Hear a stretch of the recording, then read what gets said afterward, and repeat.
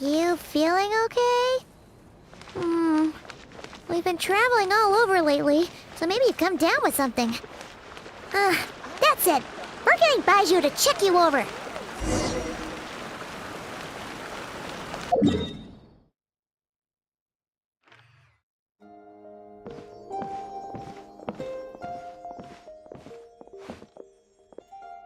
Traveler, Paimon, welcome. What can I do for you? It's the Traveler. He looks absolutely beat these days. He has these huge dark circles around his eyes, like he hasn't slept a wink. And he keeps spacing out. You have to call his name several times before he snaps out of it. What do you think it is? Is he sick?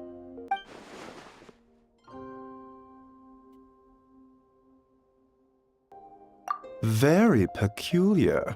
In all the time we've been acquainted, this is the first time you've come to me with a health complaint. Come, let me take a look at you.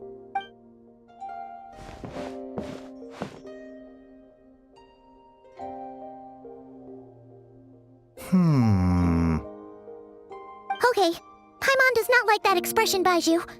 It's not serious, is it? Complexion is good, eyes are clear, breathing is steady, pulse is strong. Physically, you appear to be in good condition, Traveler.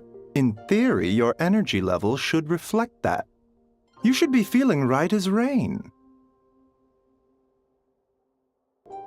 Hence my concern. A clean bill of health is usually a good thing, but in this case, it likely means your situation is more complicated. Physical illnesses come with detectable symptoms that can be used to diagnose, medicate, and cure the condition. But afflictions of a non-physical nature, they fall outside a doctor's realm of expertise. Huh? What do you mean, non-physical nature? Curses, dark magic, it's hard to say. It could just as easily be a simple case of mental fatigue. Why don't you rest here for a bit? Whatever it is we're dealing with, clues to your condition are sure to reveal themselves in time. Once we know the root cause, we can administer the right treatment.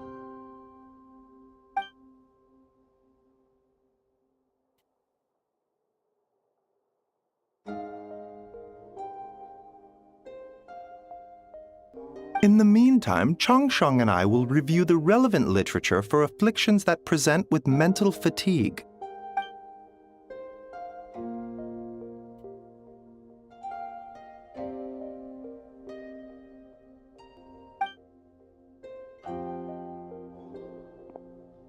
Oh, must be a rare condition if not even Baiju and Changsheng have seen it before. Well, all we can do is take their advice. You look like you're about to collapse anyway.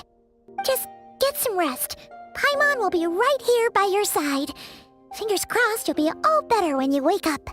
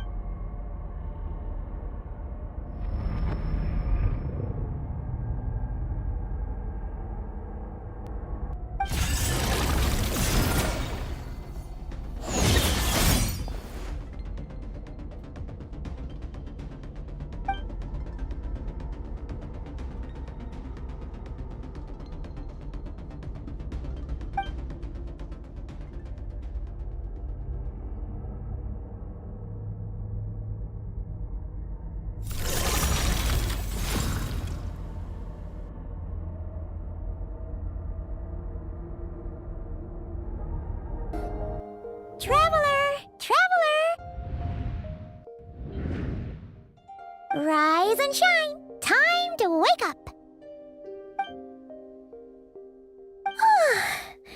For once, you're making Paimon look like an early riser. It's already afternoon. Hopefully all that sleep did you some good. Feeling any better? A cut? What? Did you scratch yourself in your sleep? All right, let Paimon take a look.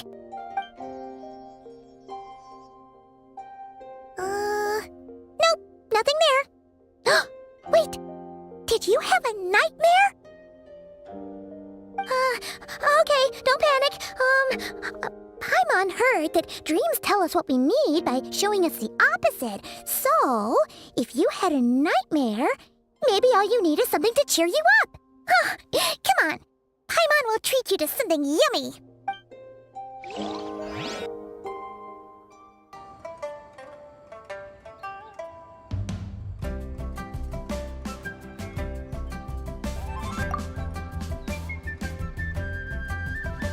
What?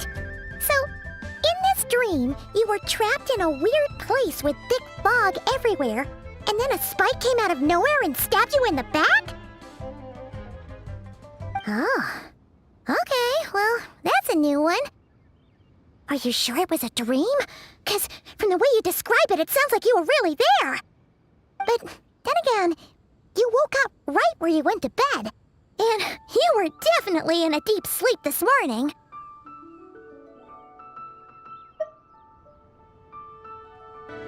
Then, it's decided. Paimon will stay up and watch over you tonight. If anyone tries to mess with you, Paimon will beat him up. Or, wake you up first and then we can beat him up together.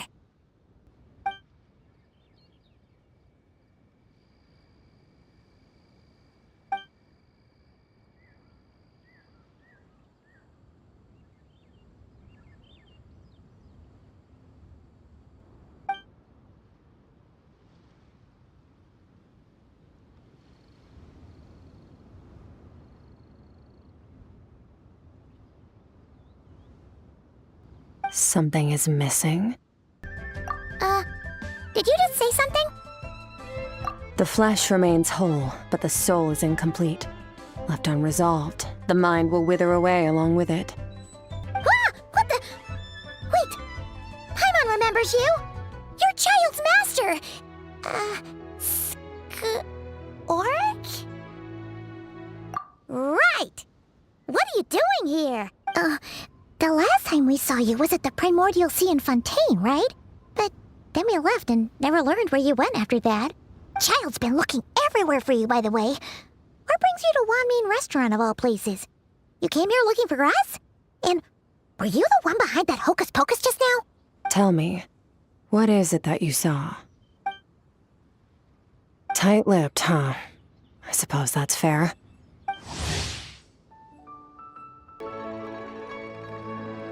You. I'll take a glass of wine. Oh, of course. Coming right up. We make this one in-house. It's not too strong. Enjoy. Chef Mao, I'll take a grilled tigerfish over here. Coming right up. If I knew we'd be this busy, I wouldn't have approved Shenhe's vacation. At the end of the day, what happens to you is of little consequence to me. I'm not here to try and win you over. Trust me or not, the choice is yours. If you want my help, now's the time to speak up. You have until I finish my drink.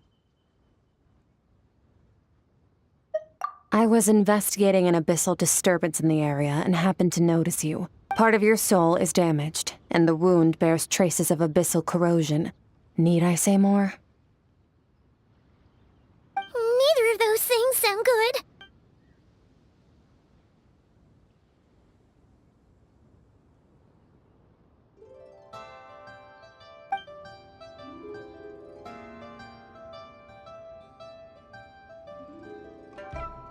Well, should we trust her? She mentioned an abyssal disturbance. Maybe that has something to do with what's going on with you. But we could always find a different expert on the abyss to help us out. Yeah, and that thing she said about your soul being damaged is scaring Paimon. Definitely something we should fix sooner rather than later. Skirk's an interesting one, that's for sure. But from what Childs told us, she doesn't seem evil, at least.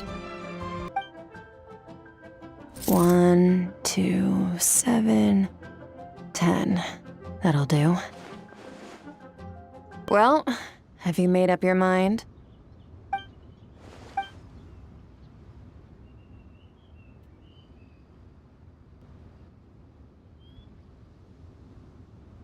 So that's all we know, Miss Skirk. Ma'am, can you help us? So, you couldn't disperse the fog. I understand. Come find me in the Gwali Plains when you're done here. Oh, and I left cash for the drink on the table. Settle the bill for me, will you? Oh, okay. Huh?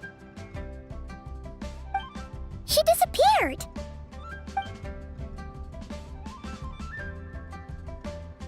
Wait, hold on. You overpaid. Here's your change. Oh, no. This includes the drink, so it should be the right amount. I didn't think you two ordered a drink. We didn't. It was that lady who came and sat with us, remember? You brought it out to her yourself. You sure?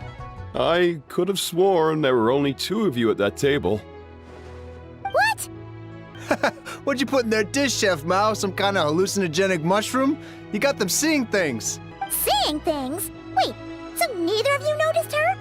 Young lady? About this tall? Wearing a purple dress? She ordered a glass of wine! Oh, now you mention it, that vaguely rings a bell. And it looks like I did open the wine jar, so it must have just slipped my mind. In any case, that settles your bill. Come again soon. Coming! Okay, what was going on there? It's like they didn't remember Skirk being there at all. Even Paimon was half convinced we hallucinated the whole thing. But that Mora she left for us was definitely real. Oh, this whole situation is giving Paimon the creeps. But anyway, she told us to head to the Gwali Plains, right? Let's not keep her waiting. Whoa, what are all these rift hounds doing here? Huh, looks like they're collecting something. Let's go check it out.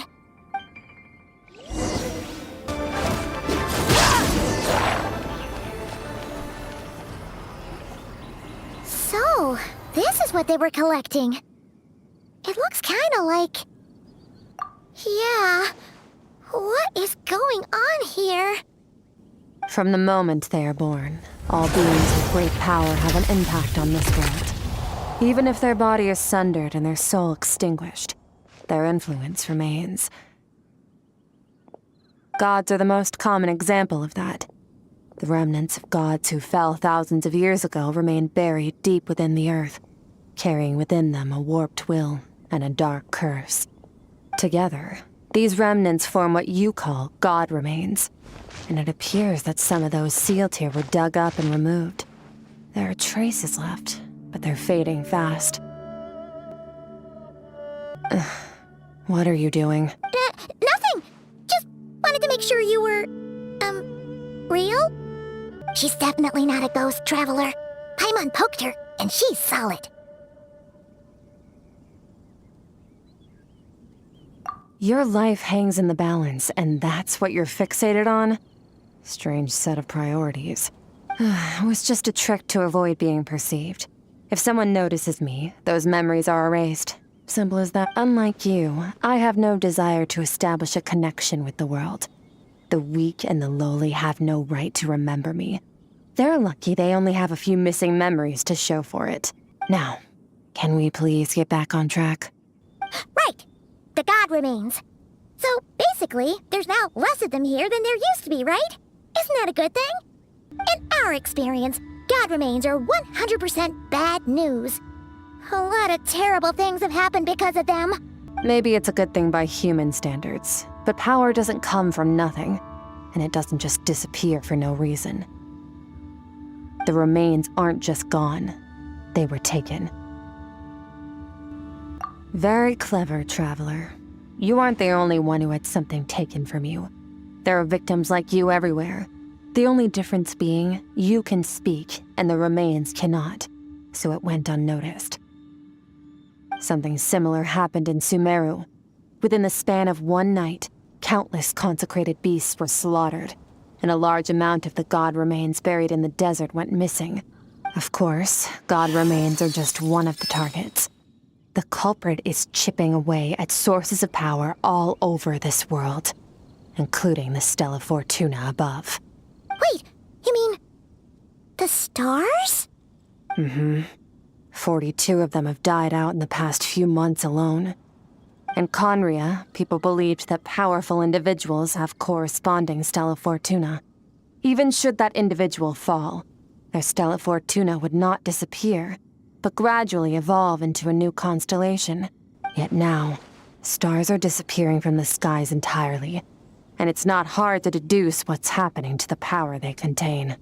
Something has been leeching power from this world like a parasite steals nutrients from a host. And now, it's no longer satisfied with the remains of the dead. It wants you. This time, it only took a fragment of your soul. But next time, there's no telling how far it could go. No one knows. All I know for certain is this. Getting back what you lost will not be easy. Considering how much power this entity has stolen, it must be a god-level being by now at least. But that's not the real concern. Souls are fragile things, and yours could easily be crushed if you go up against it. So you're gonna help us, right? We're going to help each other. You are my ticket to uncovering this thing's true identity. Well, great! You seem super strong and you know a lot about the Abyss, so Paimon will take it. Don't get all mushy on me. All I'm doing is helping you get back to normal after a sudden crisis. And I should warn you, getting mixed up with me can have unforeseen consequences. We're on very different journeys. You don't want to be in my debt, trust me. You help me uncover the truth behind this entity, and I'll help you recover what you lost. This is a transaction, that's all. You would do well to remember that. Now, come along. Yeesh! You'd think she'd be a little friendlier since she's agreed to help us. But nope, she's just like when we met her in the primordial sea. So cold. Well, whatever. If that's how it's gonna be, then she doesn't deserve our friendship. What she does deserve is a super embarrassing nickname. Ah, Paimon's got it. Frosty the Lavender Melon. Serves that ice queen right. Anyway, the important thing is that we get that piece of your soul back. So, let's follow her and see what sort of plan she's got.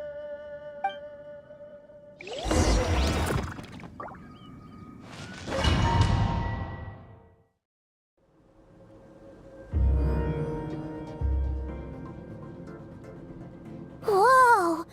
This place is way bigger than Paimon expected. Where are we? This is where I live. I suppose it's the closest thing I have to a home here. It is. I brought you here because time flows differently in this place. I don't know how much Ajax has told you, but when he fell into this space, I mentored him for 3 months.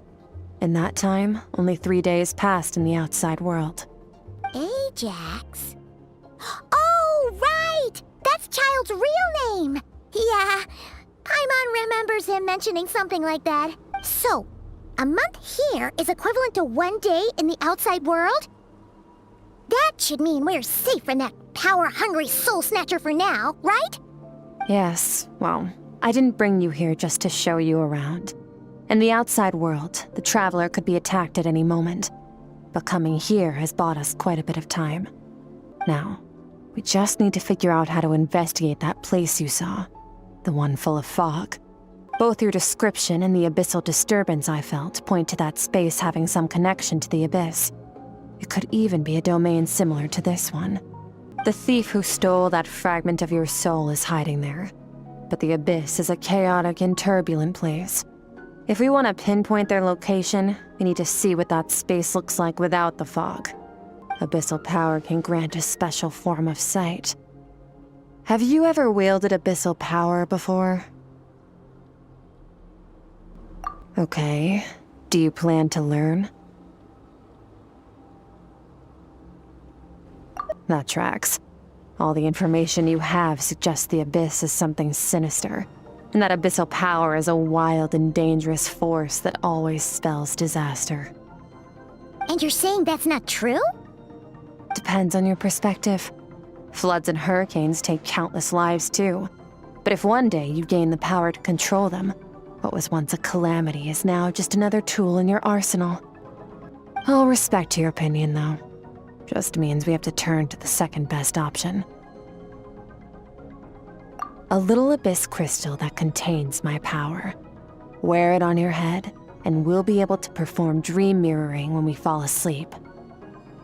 Dream mirroring? It means experiencing whatever the other person is dreaming. Everything they see, think, and feel. Since you haven't studied the art of using abyssal power, and have no plans to jump in the deep end right now, I'll have to do the investigating for you. With dream mirroring, every time you slip into a deep sleep, I'll see with my own eyes whatever scene plays out in your mind. Then, I can guide you through the dream environment, and we'll take back what was stolen from you. Huh. You make it sound so simple.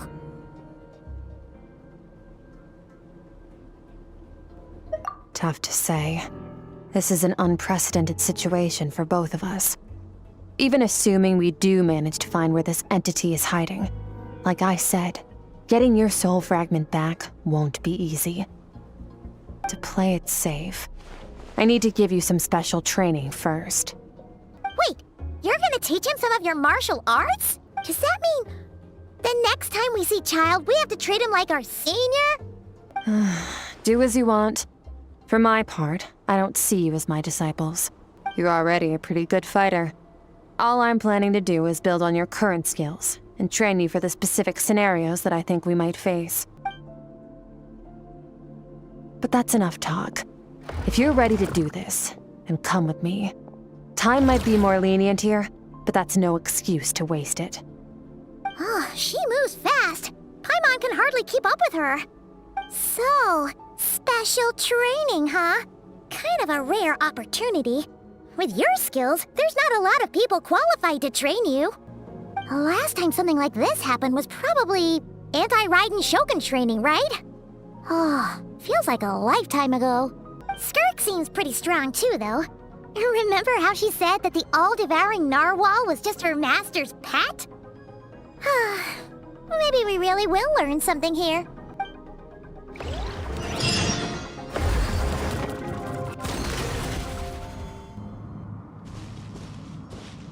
Ready? Bring it on!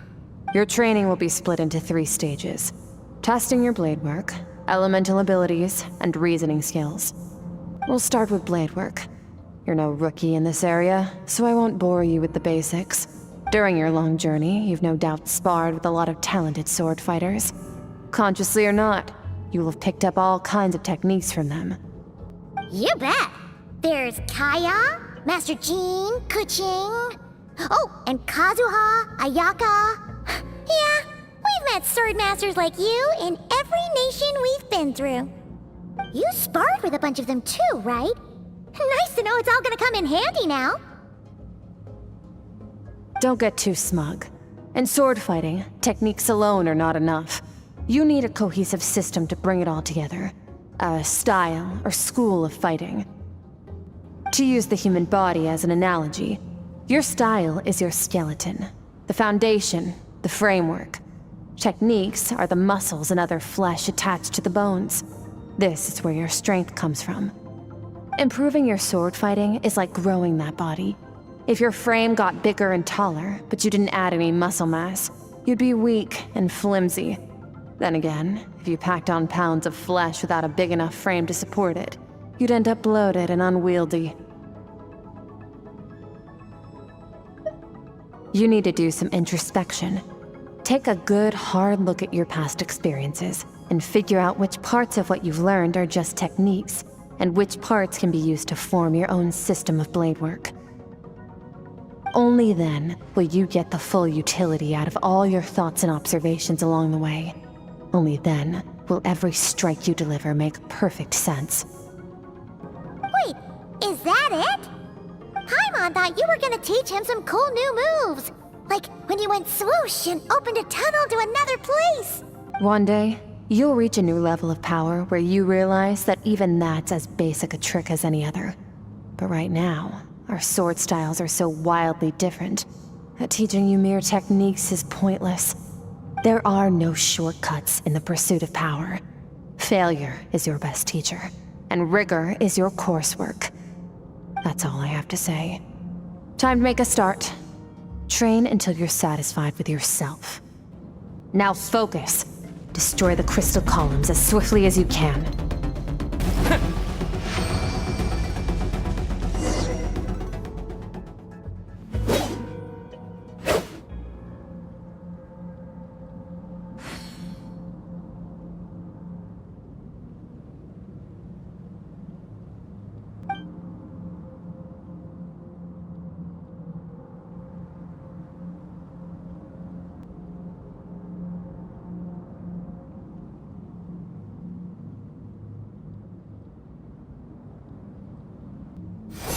This moment will be frozen in time. Cut to the chase.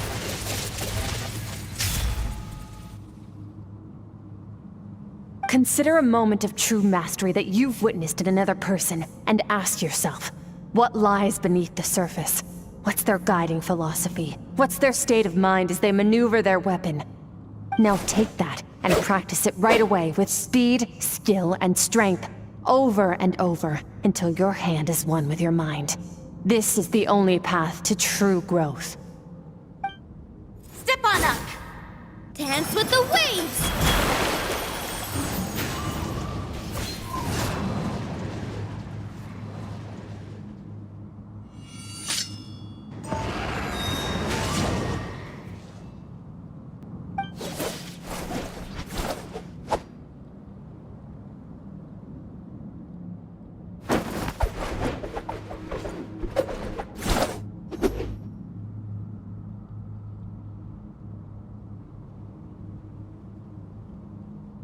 If you start to tire, empty your mind, but do not stop. Stay in that frame of mind as you keep up the fight. Get rid of all redundant movements. Imagine your sword is an extension of your own body. Wield it just as you wield your arms, hands, and fingers.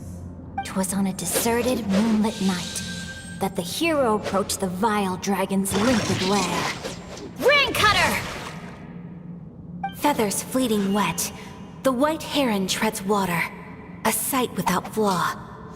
Master of Inazuma Kamisato art Tachijutsu.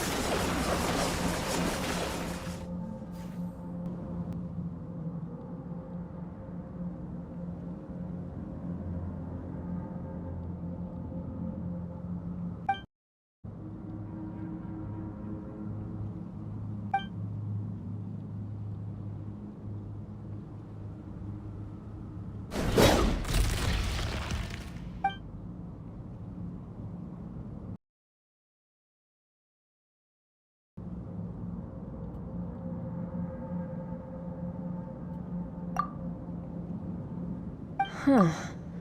Looks like you've made some real progress. That concludes your training session. Awesome! Paimon knew you could do it! How do you feel? As you should be. Time flies when you're training hard. You've actually been going for several days now with no rest.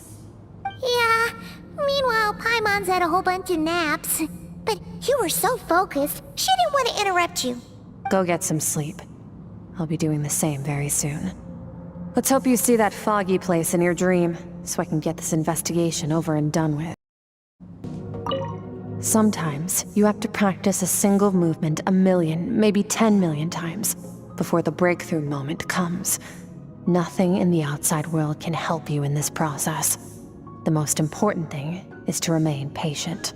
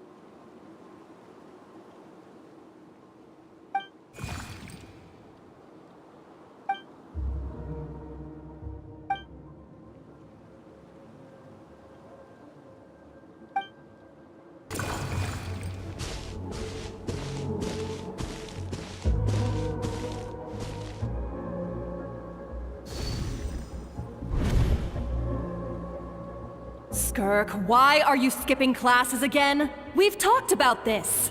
'Cause he's a crabby old man, and he's a boring old man. I don't like going to his classes. Excuse me. You shouldn't talk about your teacher like that. It's very disrespectful. All right, let's not get into a big fight about this. Skirk's learned what she needs. There's no point forcing her to sit through more classes if she doesn't want to be there. But I'd still love to hear about what you got up to yesterday. Why don't you tell your dad all about it? I went diving, and I saw this huge fish. I never knew they could get that big. It looked kinda dumb, though, with that stupid big fat head. I tried to shake its fin, but it just spat water at me. Oh, and today, I'm gonna go to that prairie up north. There's supposed to be this giant bird there that can spit fire. I bet if I climbed on its back, it could fly me all the way to the stars. Then I suppose your old dad should get one as a pet too. Otherwise, how are you gonna hear me call you for dinner up there in the stars? When it's time to eat, I'll come back on my own, Zilly. Anyway, gotta go. Bye, Mom. Bye, Dad. Wait! Put on a coat at least. You'll catch a cold. I'm talking to you, young lady. You spoil that child, you know. Ever since that merchant ship arrived, she practically lives outside. Always going on about exploring the beyond one day, whatever that means. Let the kid do what makes her happy. Besides, we both know you're all bark and no bite. Come on, our little adventurer is gonna be hungry when she gets back. Let's get started on dinner.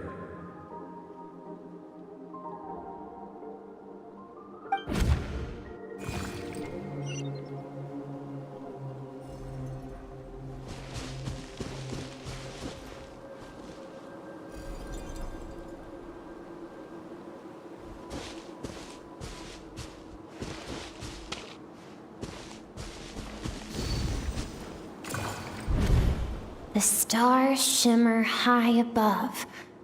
But what lies beyond the stars? Mountains as far as the eye can see? An endless snowy plain? Or maybe buildings taller than the sky, like the people from the merchant ship said? I can't be the only one asking these questions. The universe is fascinating. If only I could meet some other people like me.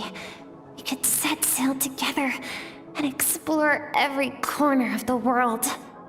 I'm sick of being a kid. There's so many amazing things out there, and I'm ready to see them all. But for now, I'm starving. Better get back.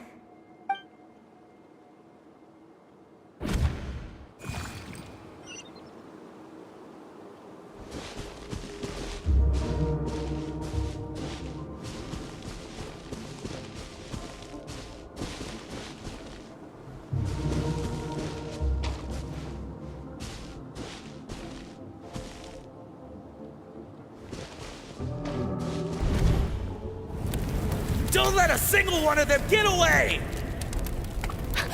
No, please, spare the children! Stay back!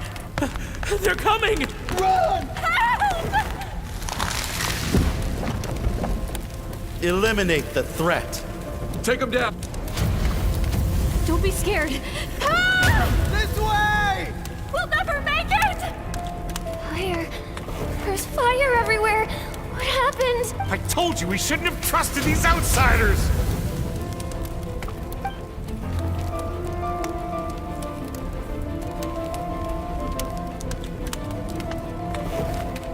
Why are you doing this? What did we do to deserve this? We welcomed you with our finest food and drink, showed you the best our home has to offer, gifted you cloth dyed by our own hands. And this is how you treat us? Run! Save yourselves! Captain, Zone 3 is clear and we have Zone 2 surrounded. Begin extermination. Remember the orders from upper command. No one is to be left alive. Rest assured, sir. We have enough munitions to annihilate these savages and burn their entire civilization to the ground. Good.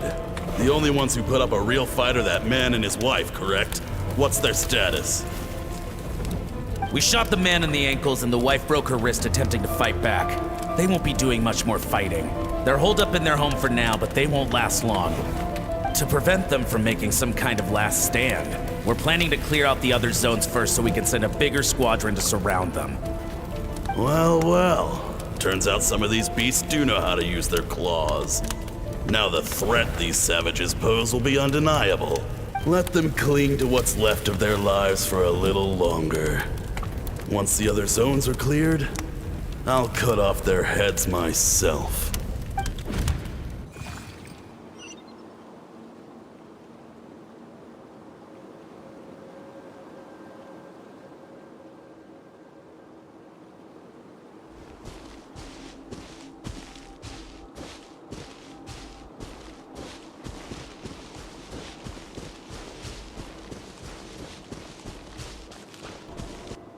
Dad? Mom? Skirk, you're all right? Thank heavens. I'm so happy to see you, sweet girl. But you need to go. It isn't safe here. They'll be back any second. What happened? You're bleeding a lot. Dad? Mom? This is the place. Alert all units. Prepare to surround. Run, Skirk! Run as far away as you can. Don't trust anyone. Your dad and I, we're not afraid to stare death in the face, but we need you to survive. My clever girl, so curious. You're already so brave. I know you're going to grow up to be such a positive light in this world. Whenever you miss us, just play this song. Remember, life is a gift. Don't let darkness claim it. Break down the door! Look what we have here. A savage that can pluck a tune. Well, the show's over.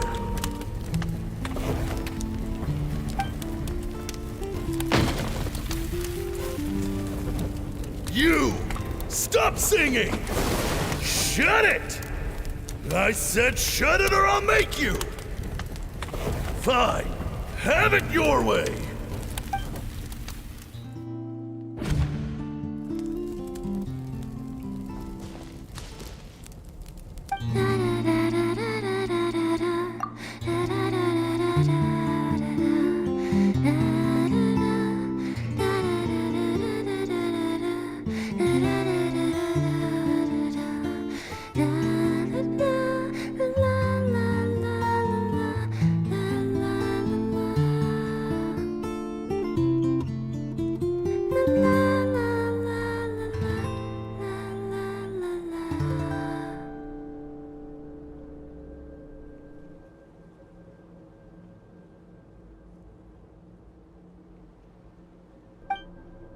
Oh, you're awake? I found a few clues while you were asleep, but it's only a start. Now, time for the second stage of your training. This time, the focus is elemental energy. Come find me when you're ready to begin.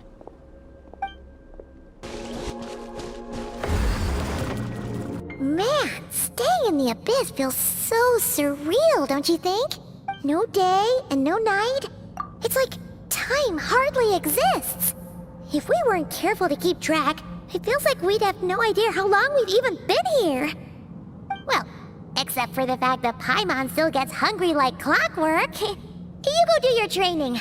Paimon's gonna grab a bite.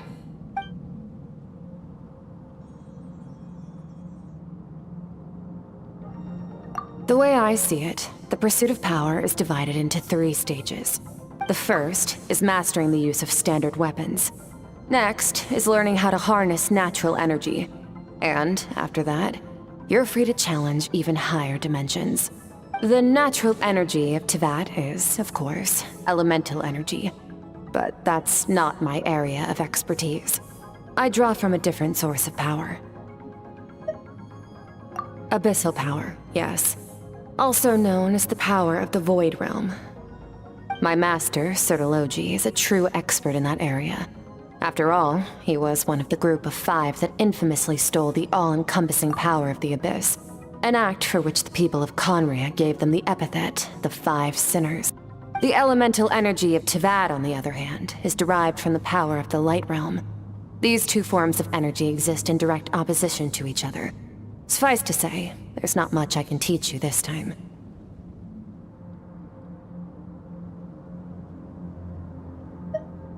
A keen observation, traveler. Call it respecting local norms. The Abyss stands in direct conflict with the will of this world. So, to make my life easier, I disguise my power to make it appear cryo-like in nature. It's a technique I learned from some Conrian ruins, known as the Seven Shifting Serpent. If you ever change your mind about delving into abyssal power, I can teach it to you. So I've heard. You seem to have a knack for removing abyssal power. But is purification really what's going on there? Like I said, power does not simply disappear. Just thinking out loud. Let's focus on your elemental training. That's what's gonna help us if the situation gets tricky. True growth comes from adversity, but only if you make the choice to pick yourself up again every time you fall. So, it's time to push yourself to the limit, and then keep pushing. This is the only way to advance at pace. Use the power of Animo to clear the field as fast as you can. Observe your surroundings. Look for things you can use to tilt the scales of success in your favor. Use the power of Hydro to destroy the spikes. Faster. Don't give them a chance to strike you. You need to be quicker than you were in your dream. You can't afford another injury like that.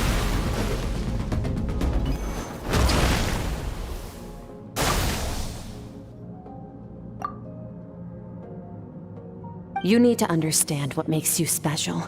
The ability to wield elemental energy without a vision and switch between the elements at will. It means your aspirations need no approval from the gods. Your power is not bound by the rules of this world. So be bold. Do not be afraid to chart your own path.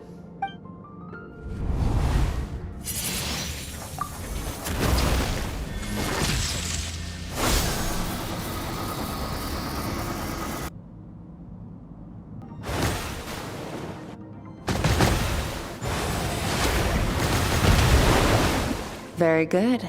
It seems you've reached a deeper level of connection with the elements. Long enough for you to lose yourself in your training, which is a good sign.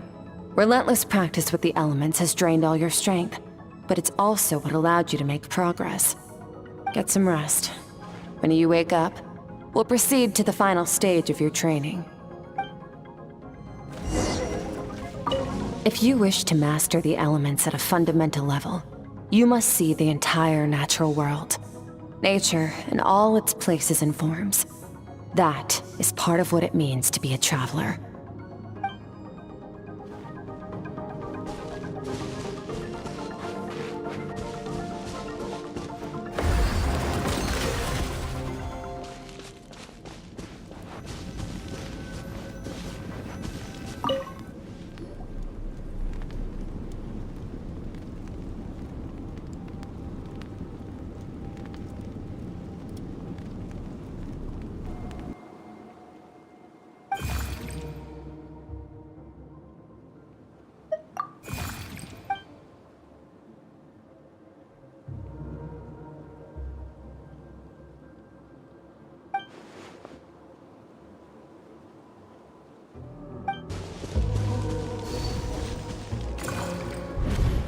What is the secret to power? Longing, hatred, self-preservation. No, it is fear. The fear of losing those you love. The fear of watching your home burn. Fear of loneliness. Fear of death. Fear is the source of evolution. It forces humanity to adapt to their environment and overcome hardship. It is in the process of prevailing over our fears that we surpassed first ourselves and then the rest of the world. That fear is now part of you. It calls on you to evolve. And it is time to answer.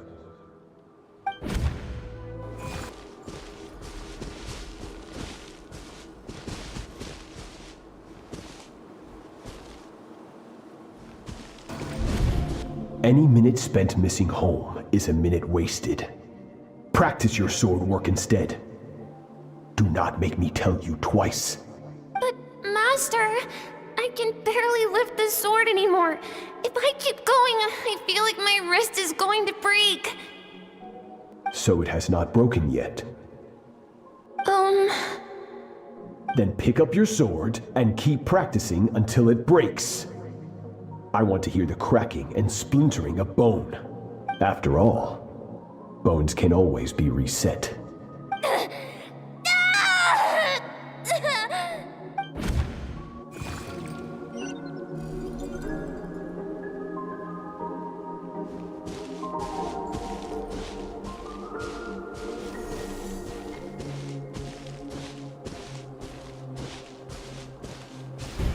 Good, Skirk. Once again, you survived. How do you feel? Cold and pain. These are signs that you are adapting to the abyss. Each time the flesh is torn and the spirit crushed, each time you claw back from the brink of death, you become stronger. I now understand why these people sought to destroy your homeland. Your potential goes beyond even what I could have anticipated. But you still have much to learn in your pursuit of strength. Your mind is rife with distractions. From now on, I shall show no mercy in your training. You must learn to shut out all the pointless emotion, crush the self that makes you weak, and become master over your physical form. Get up, Skirk. Wipe the blood off your face. Cut away the rotten parts of your flesh. And mend what is broken. Then take up your sword. Yes, Master.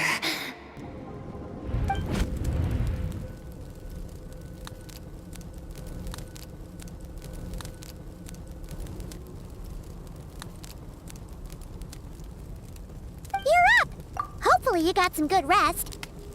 Skirk said to tell you that she's ready to start the final stage of your training whenever you are. So, want to head over now? Or did you want to wait a little?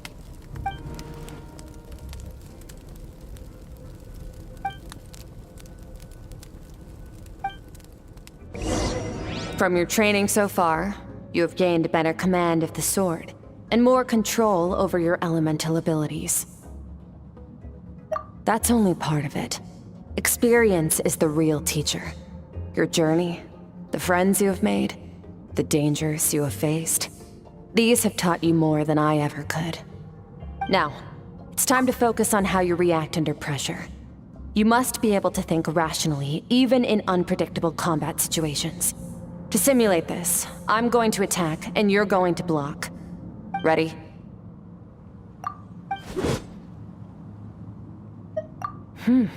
Not bad. That defensive stance looks near unbreakable. Just like your sister. Hey, no fair! That's cheating! You think every opponent has the same moral code as you? You can denounce their deplorable methods all you want. But only if you live to tell the tale. The dead don't get to complain. Strong emotions will always arise in combat. Anxiety, anger, fear.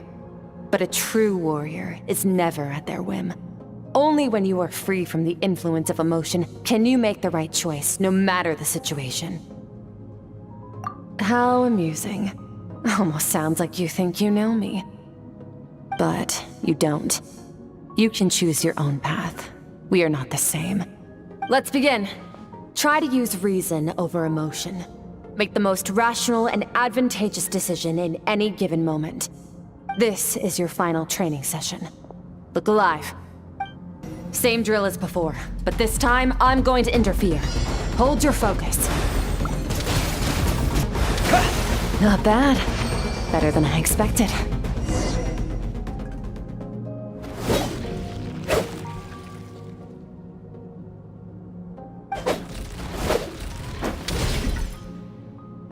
You're getting the hang of it. The first step to controlling your emotions is controlling your mind. You want a unified train of thought. It all comes down to focus.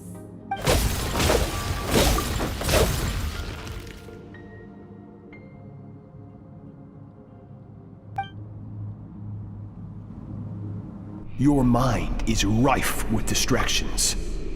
From now on, I shall show no mercy in your training.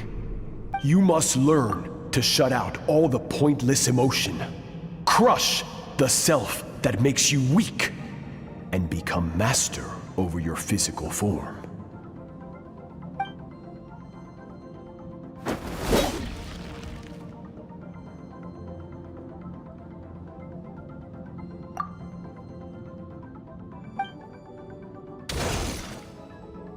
Stop. Let's pause here. One look, and I can tell your mind has wandered. That's to be expected. There's a limit to how long a human being can concentrate on one thing. Staying calm and focused sounds simple in theory, but in practice, it's more demanding than sword work or elemental abilities.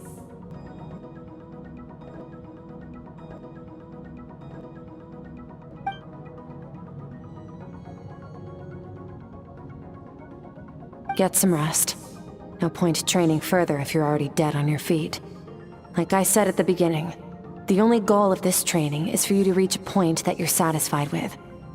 You managed to push past your limits, which is a good start. You can be proud of that and sleep well knowing that you've earned it.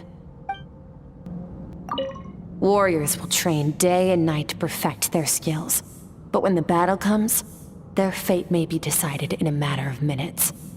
One mistake, one moment of hesitation, and just like that, all their blood, sweat, and tears were for nothing. You need to push yourself to perfection, or you might not even live to regret it.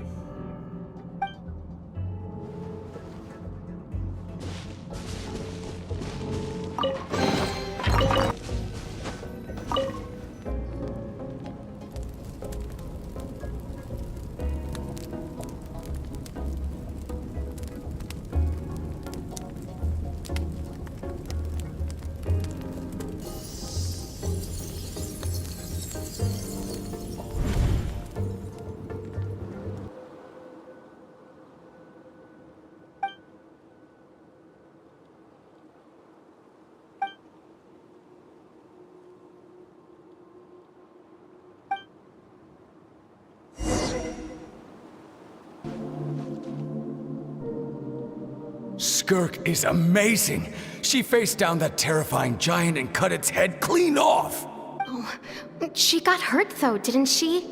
I heard it was pretty bad. Yeah, well, that's a given. But the moment she was on the mend, she got right back to practicing her sword work. I heard Master suffered a grave injury once too. Lost an arm and a leg and still came back stronger than ever. Skirk's becoming more like him by the day. Incredible! I wonder if I'll ever reach their level. They're always so resolute, so unshakable.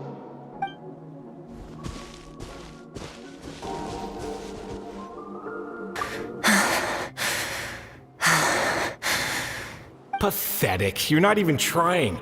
You're so much weaker than you think. Skirk, have you become a positive light in this world?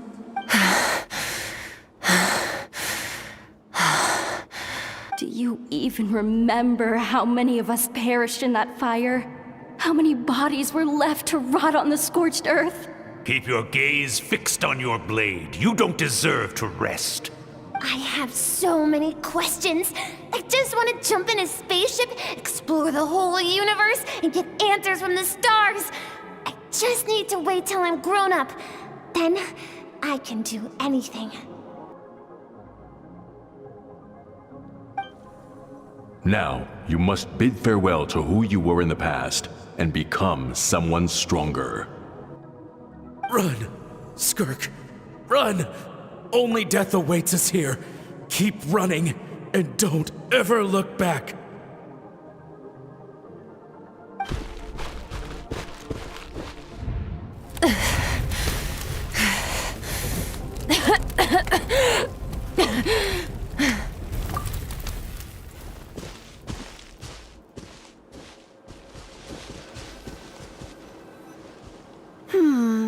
Let's see here. First things first, you need a new identity. Going around telling people you're from somewhere beyond the stars won't do, now will it? How about saying you hail from beneath the earth instead? As the Conrian saying goes, venturing out into the universe and down into the abyss are the same in that both are braving the dark unknown.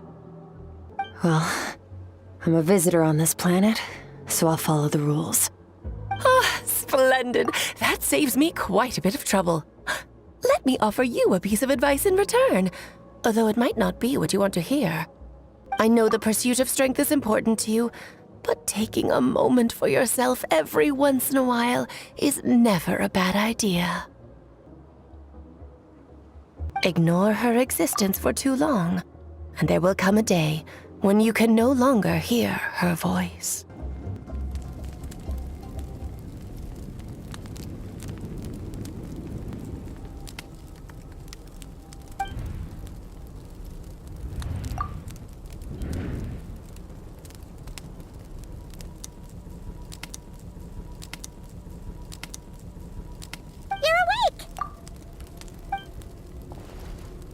You must be starving, right? Ta-da! A barbecue feast just for you! Of course you are!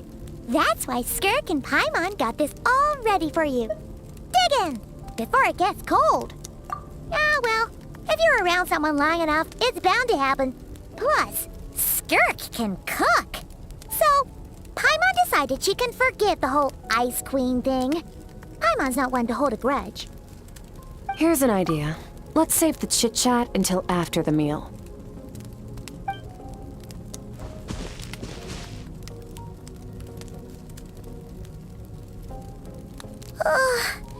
So full. Okay, it's Paimon's turn to sleep now. Wake her up when it's time to go.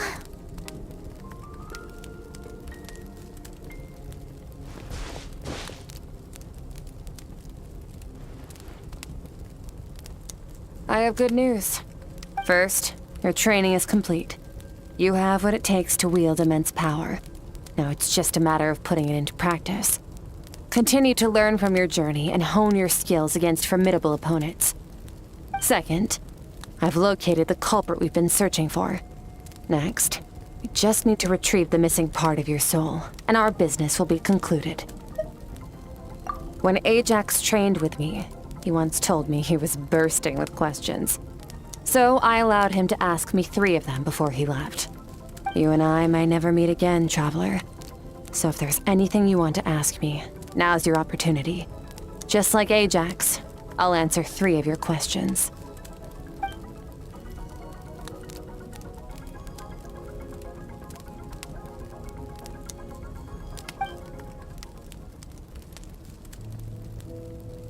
Okay, not the angle I was expecting. What makes you ask that?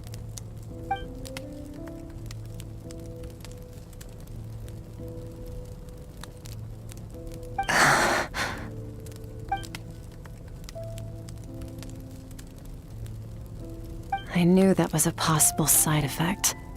Closed off my mind to you for that exact reason. Even with the dream mirroring, you should have seen nothing but endless darkness.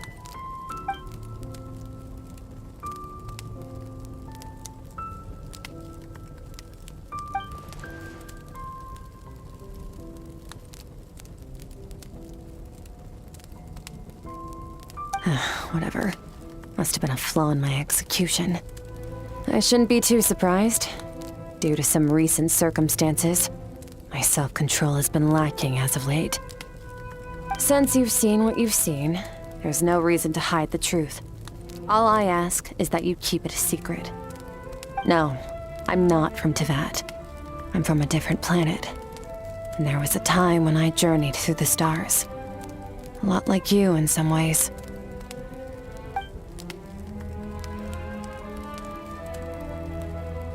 No, we're different in that respect. You're influencing the fate of this world. But me, I'm just passing through. Several hundred years ago, my master, Sertologi, opened the border between worlds and sent me here. But this is not my home. And one day, I'll return to the vast unknown of space. So, there you have it. On to your second question.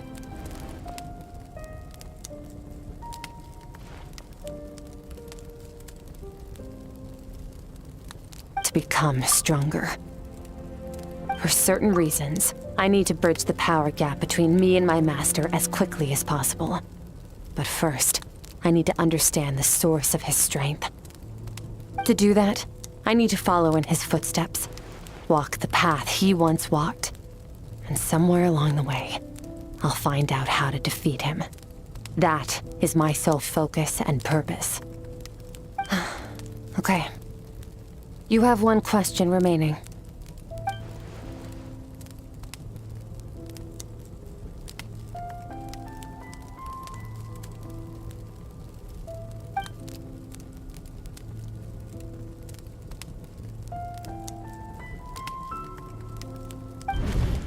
You make it sound so easy. Ever since the incident I experienced there, I've never stopped searching for Master Skirk and that unknown abyss. But it's been years now, and I've still found nothing.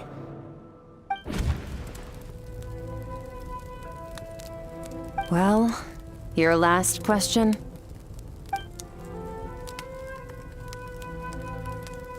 Ajax. His situation is different than yours. Before you ever crossed paths with me, you'd already encountered many formidable people, studied their techniques, and developed your own skill set. So, during your training, all I had to do was build upon that foundation. But Ajax was so young when he came to me. A complete blank canvas. Children can't help but imitate their role models. In the long run, that would only hinder his growth. Once Ajax has enough strength in his own right, I will allow us to meet again. Until then, let that motivate him to reach his full potential.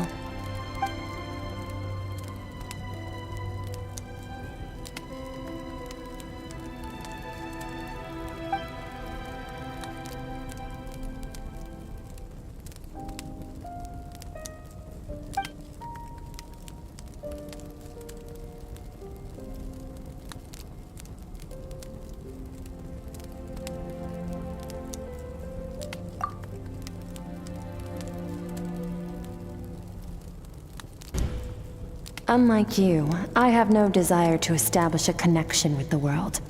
The weak and the lowly have no right to remember me. They're lucky they only have a few missing memories to show for it.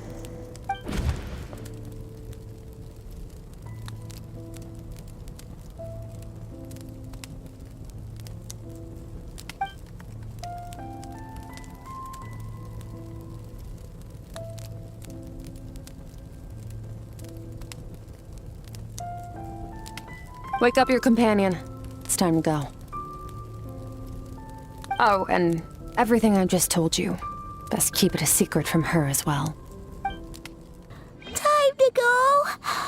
Oh, finally. Where are we headed? Just follow me. I'll open an abyssal rift close to the culprit's location. It will take us to where he's hiding.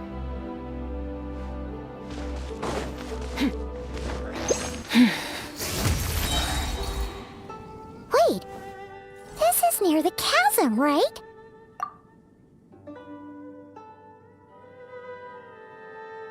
Yes. If we enter from here, we'll be able to reach that place from your dream. You have some experience with abyssal domains by now, but still, this is someone else's territory. Best to proceed with caution. Don't worry, Paimon's an expert at hiding behind other people for safety.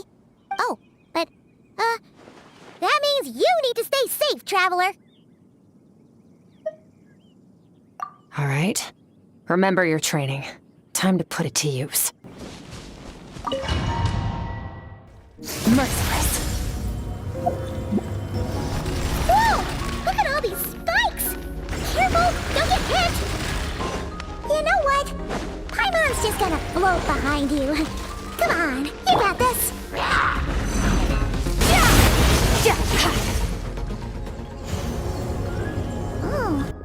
Looks like this is a dead end. Did we make it to his hiding place? Ugh, this fog is making it impossible to see anything! This should be the place where you were attacked, Traveler. The missing part of your soul should be nearby. Can you sense where it is?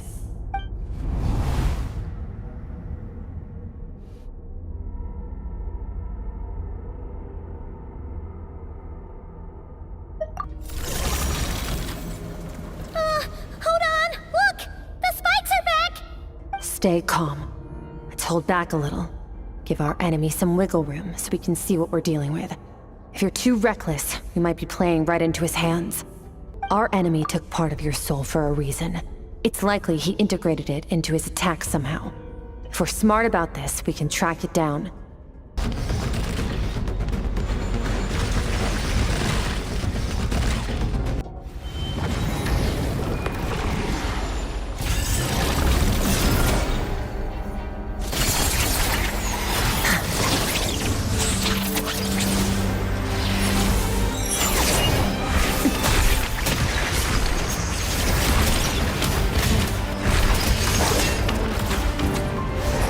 From the start, the attacks have been focused on me. Trying to break through my defenses? I see.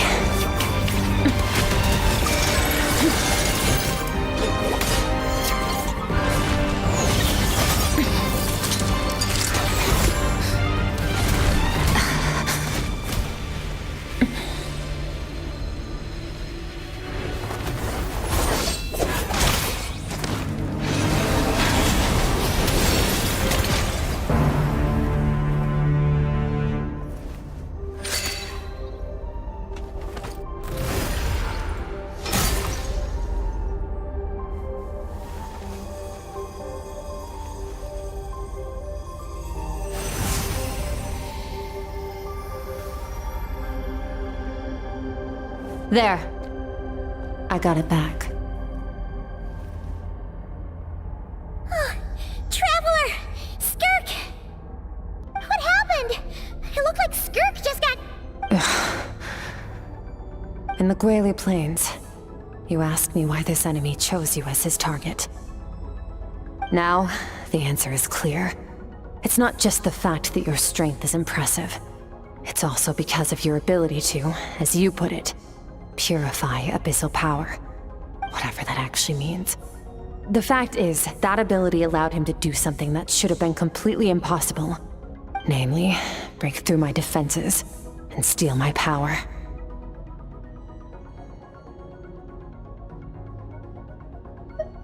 No. He couldn't have known I'd come to his domain. He only stole your soul fragment because he knew the value of its power. I doubt he expected it to come in handy so soon. Call it fate, if you want. I believe that's the term they use in this world for arbitrary coincidences like this. In any case, it works to our advantage. Once I realized what he was using that power for, it gave me the chance to get back what you lost. Well, done gorging? Good. Time to answer some questions. How did you get the power of the all-devouring narwhal? The all-devouring narwhal? Oh, of course! Paimon knew that spike thing looked familiar. It looks just like that narwhal's horn! I highly doubt you acquired that power through your own strength. Tell me I'm wrong. You're desperate enough to scour the land for god remains and whatever vestiges of power you can find. That alone proves you wouldn't be able to defeat a creature like that. Which leaves one possibility. You know my master, the Foul, Sertologi. The Foul? Who dares call him Foul? Sertologi.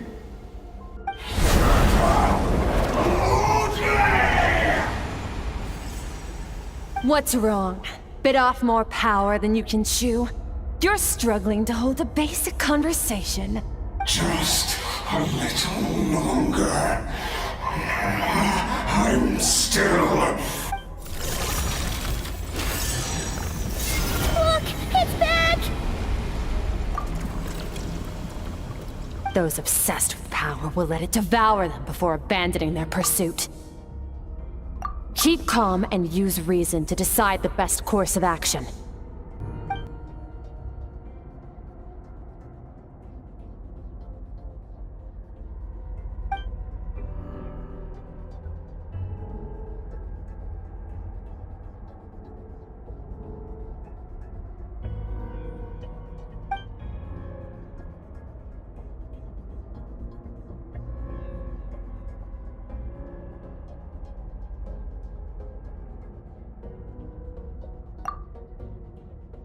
Wise decision. Final victory doesn't always come after a single battle. You've got your soul fragment back, so we both got what we came for. Let the enemy draw breath while he can. It won't be for long. Get us out of here, Traveler. You'll need to lead the way this time. Skirk, is your shoulder gonna be okay? The wound is minor. It'll heal in no time. You should focus on getting out of here alive instead. Uh-oh! Falling spikes! Run! Watch out! Looks like this place is about to collapse! So, this guy's power has something to do with the all-devouring narwhal. Did you know that all along, Skirk? I had my suspicions. That's why I decided to investigate in the first place. Phew. Oh, we should be safe here, right? I no longer sense his presence. Can't have followed us out of that abyssal domain. Weaklings like him will find that my power is not so easily controlled. He won't be leaving that place until he's managed to digest it. You seem surprised. I suppose that's fair. You've seen but a fraction of what that whale is capable of. That gaping maw could swallow a planet whole. It's called the all-devouring narwhal for a reason. Devouring is what it does best. It can extract power from anything, dead or alive, as long as it manages to make physical contact. Yeah. When we had our run-in with that thing, Neverlet mentioned that it has an instinct to devour. Your dragon friend recognized the nature of its abilities and used the power of Hydro to protect you.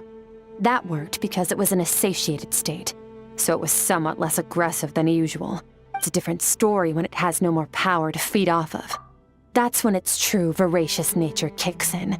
It could devour everything on the planet in that state, which is why I cast it into that void space. But I hadn't counted on there being anyone left on this planet capable of wielding its power. To me, that says he must have encountered the whale a long time ago.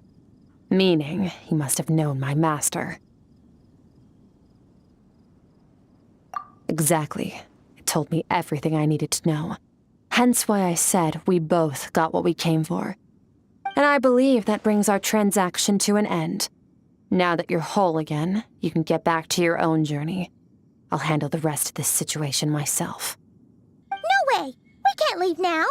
Something was stolen from you because of us! We have to help you get it back! This isn't my first taste of failure or losing power. When you fall, you get back up again and become stronger. That's how it is. But what if that monster finds you before you're all better? Plus, how are you gonna get home? It's not like you can just go swoosh and open a door to the abyss again. Not without your full strength. So, sticking with us for the time being doesn't sound so bad, does it? Fair enough. Then take this. What is it? A bag of Mora. Nothing in this world is free. I know that much. I'll leave the planning to you. Hurry up and decide where to go. We shouldn't linger. We should take Skirk somewhere she can rest. But where? Paimon gets the feeling Skirk wouldn't like being around a lot of people. Oh wait! Baizhu said we could rest in the back room of the pharmacy, didn't he? Let's head there!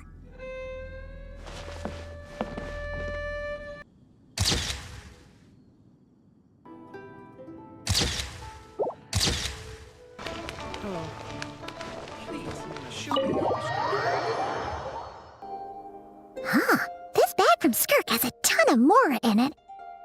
Does she have a job or something? Wait, no. After what we saw at Wamin Restaurant, that seems impossible. Can you imagine?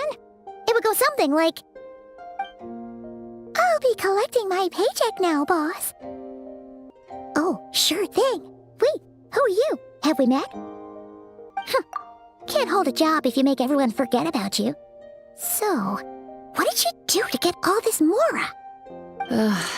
Claimed some buried treasure, took care of a few monsters that were causing trouble. Nothing untoward. It's safe to use. You heard all that? A sonorous voice like yours is hard to miss. I wouldn't be surprised if the sound of it traveled to the nearest mountaintop. Then, Did you by chance happen to hear Paimon's little, joke earlier? You mean when you called me Frosty the Lavender Melon? No, sorry. Paimon totally misspoke just now. She didn't say that at all. It was, a Paimon lookalike. Yeah, she's a piece of work, that one.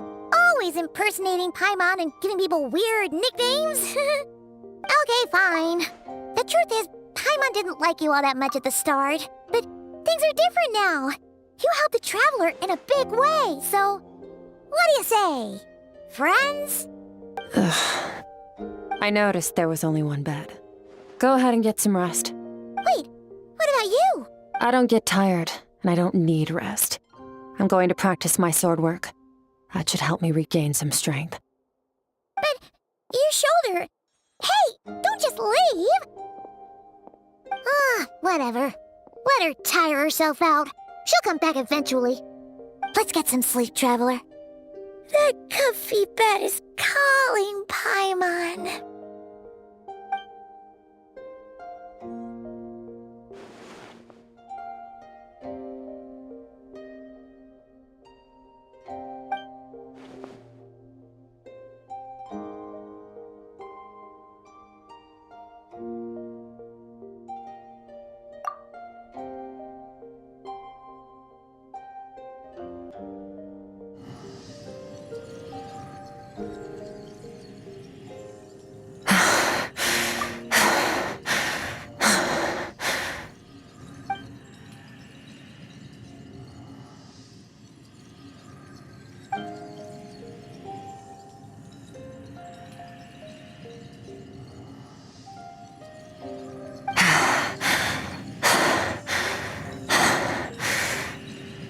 Quiet.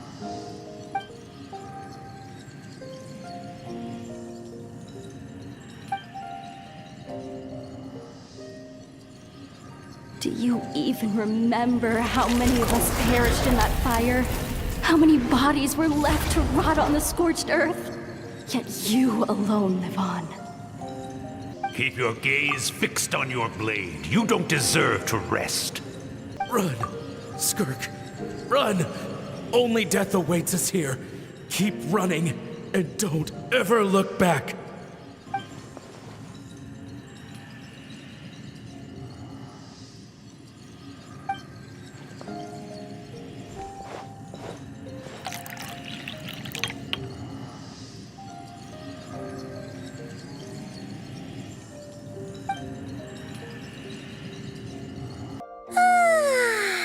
Getting an early night's sleep is the best. That bed was so comfy. Wait, Skirk? Have you been sitting out here the whole night? The bed's all yours if you want it.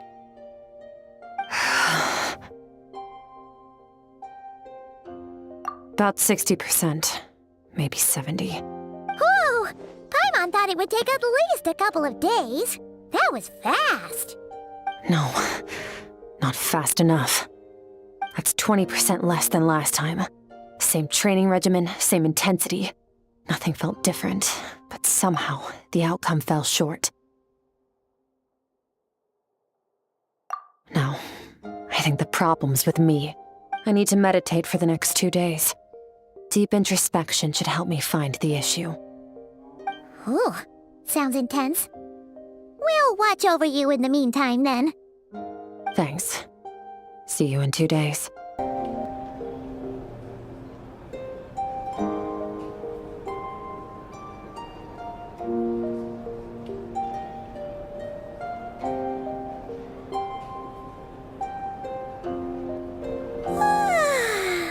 Morning!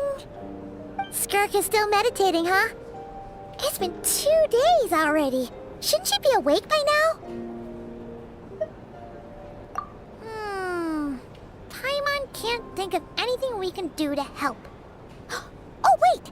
Breakfast! That's it! Paimon will go get breakfast! Skirk is gonna be starving when she wakes up. Be right back.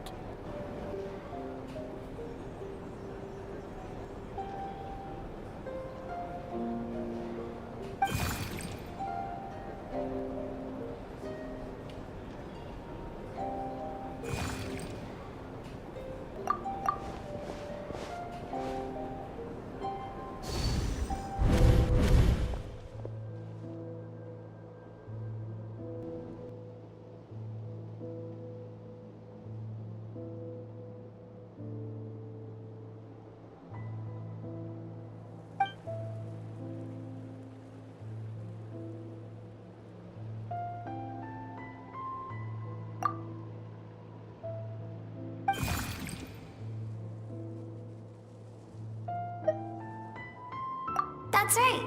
This is Skirk's inner world. Think of it as the threshold between the soul and dreams.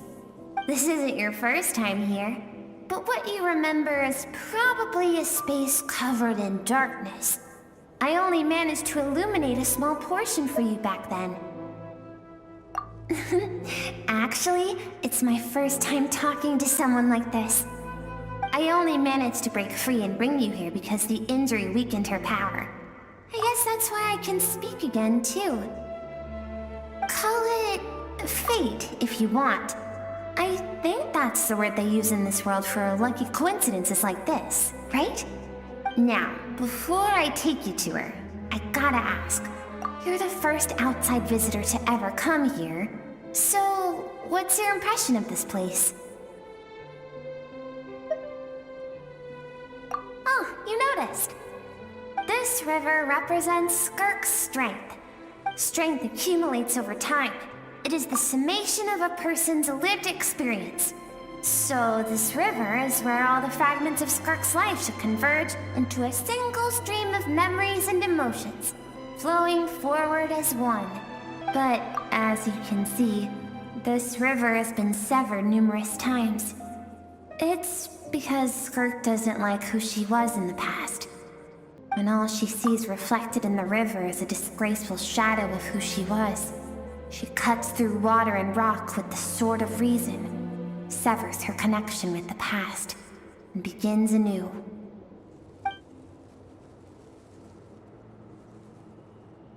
You must learn to shut out all the pointless emotion. Crush the self that makes you weak, and become master over your physical form. This isn't my first taste of failure or losing power. When you fall, you get back up again and become stronger. That's how it is.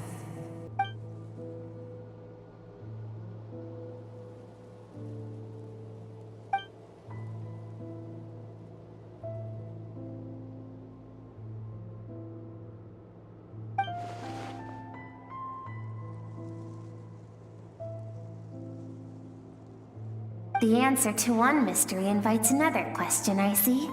Let's follow the river upstream. There among the cliffs, among the memories etched into her heart, lies the truth of it all. Soon, you'll understand everything.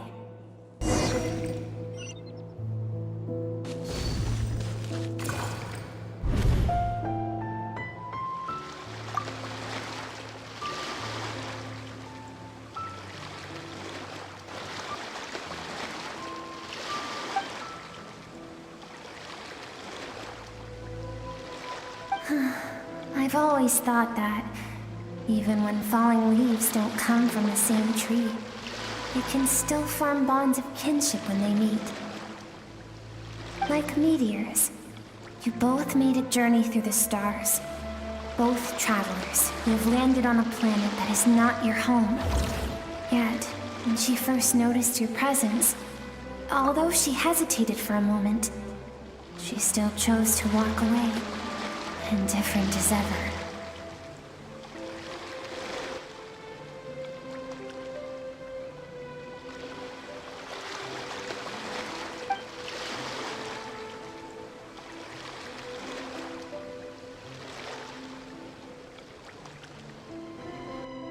Seems like you've answered your own question.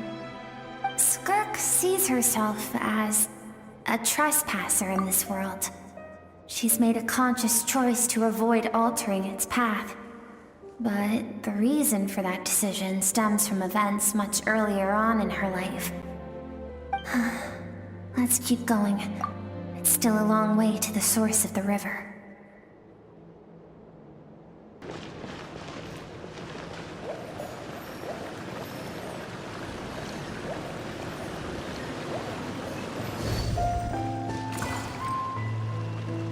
You now have what it takes to wield immense power. From this day forth, I shall teach you no more. No one can become a worthy warrior through imitation alone. I have given you fangs and claws. Now, you must learn to hunt. You wish me to travel the world beyond on my own, Master? Indeed. Make new friends. Embark on your own journey. And piece together a new future from the shattered remnants of your past. We will still have contact through the Abyss. But know this. One day, I will take the life you worked so hard to rebuild and reduce it to ashes. Just like the fire that haunts your mind. Why would you do that? I have told you before, fear is the catalyst for human evolution. You have tasted loss. You have known fear, so deep it can be felt in the bones. But as living beings, we all have an instinct to detach from that which harms us. And thus pain dampens over time, and the acrid taste of fear becomes but a distant memory. Yet now, I have bestowed upon you the gift of fear eternal. It will drown you in the nightmare of your childhood, or it shall drive you to defeat me, whatever the cost.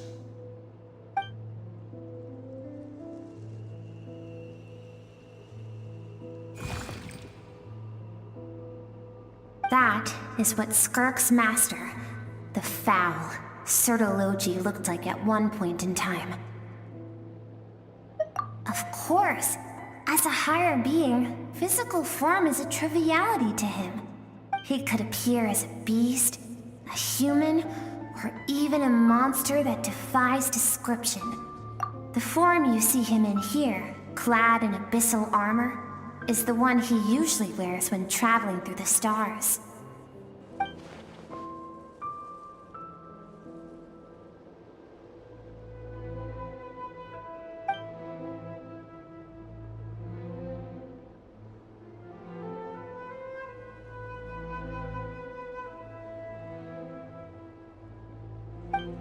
For certain reasons, I need to bridge the power gap between me and my master as quickly as possible.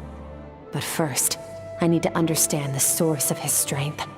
To do that, I need to follow in his footsteps, walk the path he once walked, and somewhere along the way, I'll find out how to defeat him.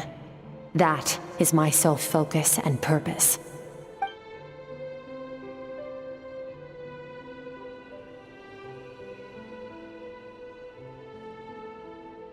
I'll let you in on a little secret. The real Sertologi is terrifying. The scope of his power is impossible to understand until you experience it firsthand. It is absolute, the power to crush all things. Shall we keep going? Let's see. We're about halfway there.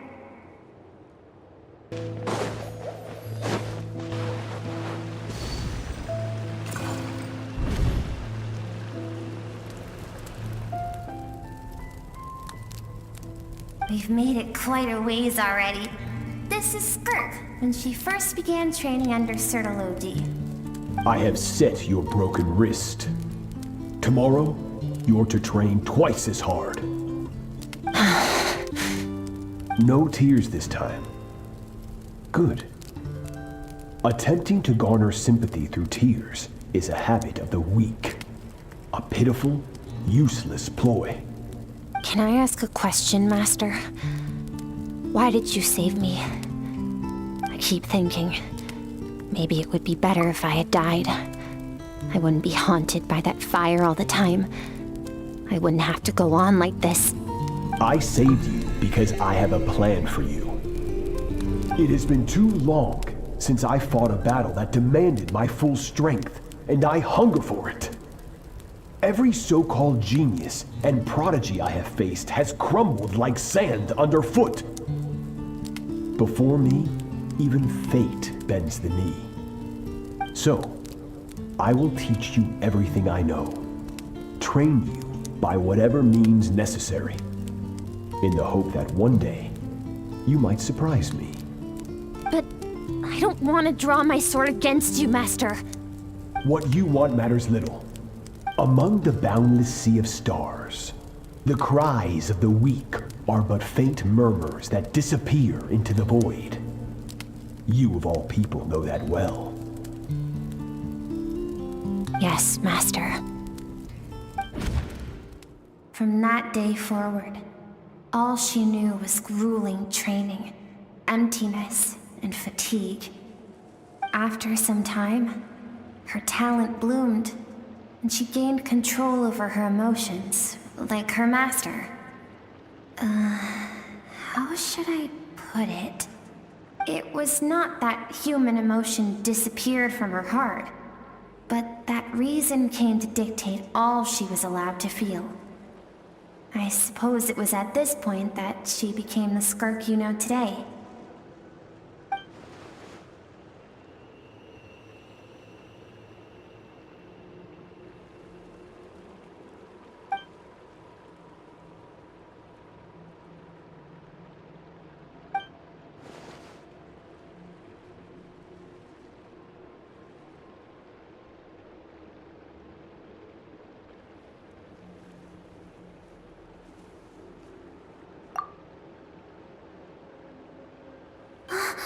We're nearly there.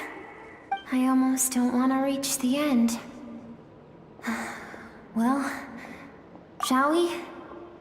This is the final stretch.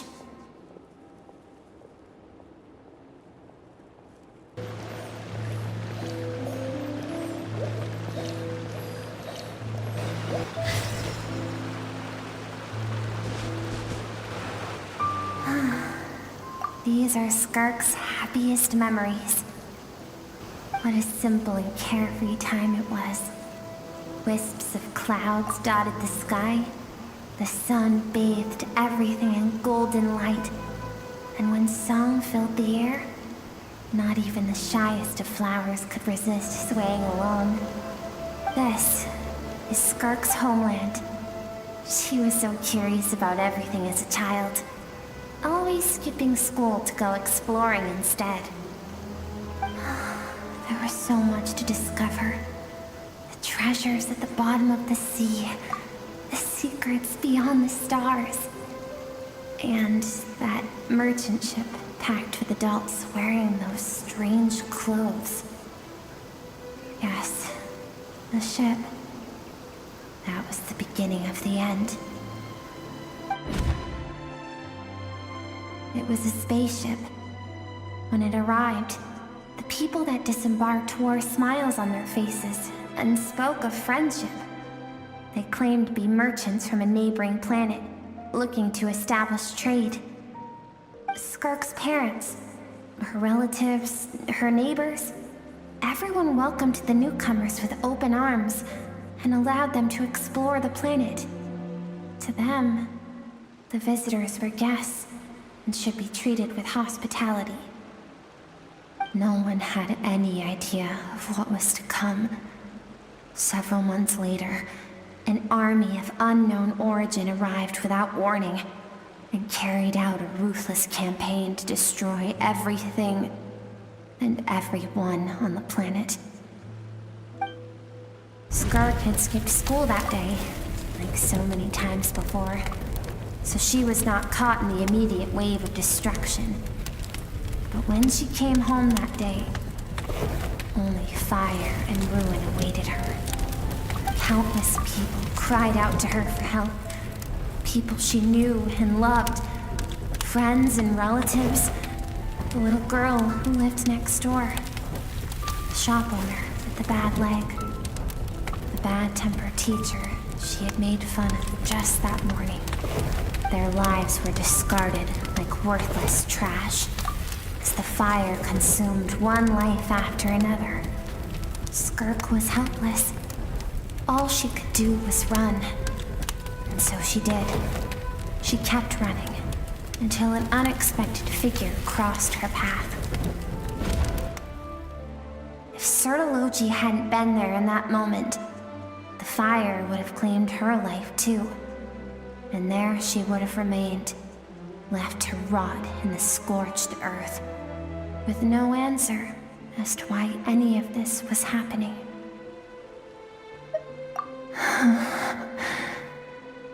Because she and her people were seen as a threat. As the initial merchant ship explored the planet, they discovered that it hadn't always had the condition to support life. Yet there was evidence of human activity, even during the periods of extreme heat or cold in the past. Further research revealed that, over time, the people of this planet had evolved the ability to adapt to any type of environment or energy source. For that reason, the outsiders viewed them as a potential threat, and decided to eliminate them before the threat could rear its head. And so, the army was called, and the so-called danger was wiped from the face of the planet. Senseless, isn't it? Deemed a threat because of a gift they didn't even know they had. Perhaps it was their own innocence and kindness that doomed them. But in the end, that was lost to the blaze as well. If those with power get to decide good and evil, then all you can trust in is the sword in your hand. And so, before death could claim her, she ran.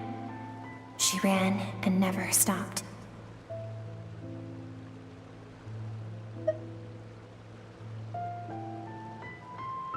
No one wants to relive their most painful moments. Well, that brings us to the end of the story. This is as far as we can go. Skirk is waiting over there. For both of us. Let's go to her. It's time to fulfill my purpose. And my greatest wish over all these years.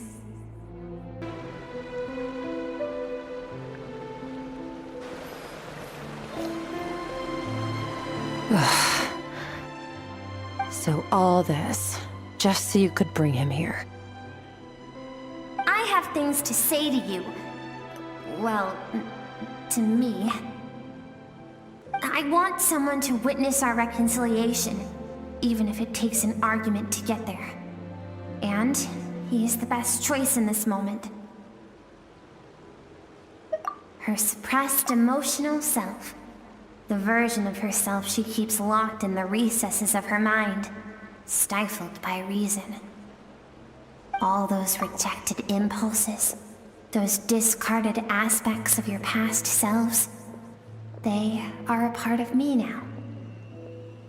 I am who you used to be. Someone you have refused to face for too long. So, I came to face you instead. You're wrong. I've faced you all along. And that's exactly why I keep you locked here. Your existence makes me weak. Moments of joy and longing are when we are most vulnerable. Don't forget, it was a penchant for goodness over reason that doomed our homeland in the first place. The vastness of the universe renders everything insignificant. Our feelings most of all. Even so, learning from the mistakes of the past doesn't have to mean erasing everything. Strip yourself of your so-called weaknesses, emotions like kindness and empathy, and what makes you any different from the ruthless soldiers who slaughtered our people? The difference is that I'm doing what is right, what is necessary. I allow you to exist, but with limited freedom. That is the greatest kindness I can offer. I have shouldered everything you couldn't carry. I rose above the numbness and emptiness, and it was cold, unfeeling reason that brought me this far.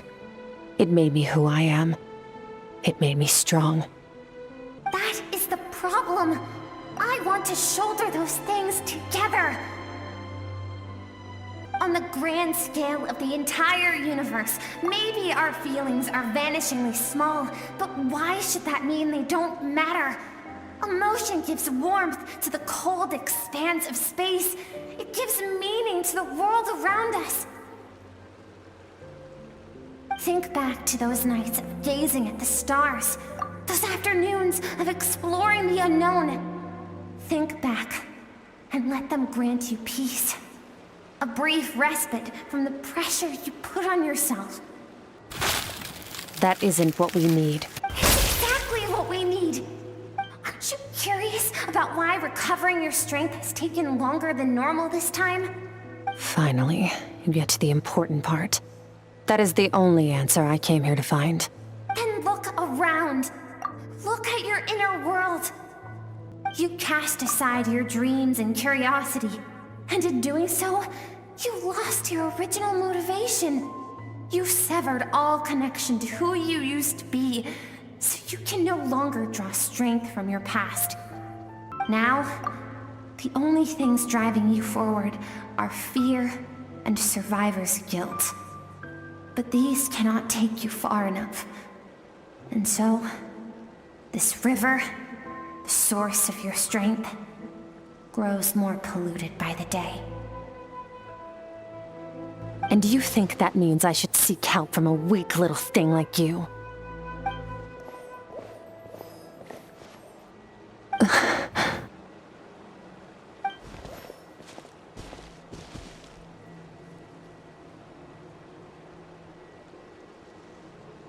Thank you for saying that. I knew bringing you here would be the right choice. To be honest, I'm not here to argue with you. This isn't about who's right or wrong. And in fact, I agree that in order to make it through the wake of that tragedy, we had to distance ourselves from the pain through reason over emotion. But what is right at one point in time isn't always right forever. I know you will never forget that fire. I know the fact that you were the sole survivor fills you with guilt. And I know that among the voices that haunt you, mine is there too. Because deep down, you know that you didn't turn out to be the person you wanted to be. All those unfulfilled hopes are like knives to the heart. And I don't want you to hurt anymore. So even if you can't accept me, I hope, at least, that you can let go. I keep thinking, maybe it would be better if I had died. I wouldn't be haunted by that fire all the time. I wouldn't have to go on like this. Your dad and I, we're not afraid to stare death in the face, but we need you to survive. I'm sick of being a kid. There's so many amazing things out there, and I'm ready to see them all.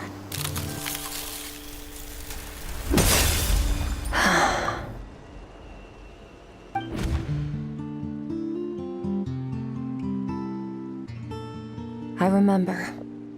There was a song Mom and Dad always sang when we went out to fetch water. Dancing water.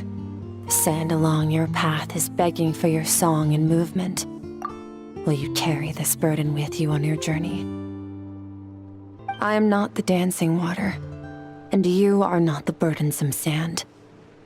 But if this is your wish, then I will carry you with me until the end. Thank you. I should be thanking you.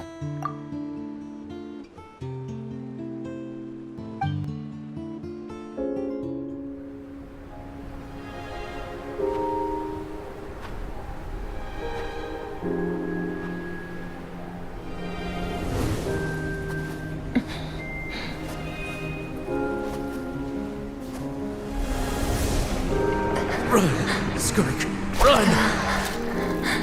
Remember, leave no one alive! Heed my words, Skirk. Let fear take root in your soul. Did you survive? Why was it only you? Skirk, did you become a positive light in this world?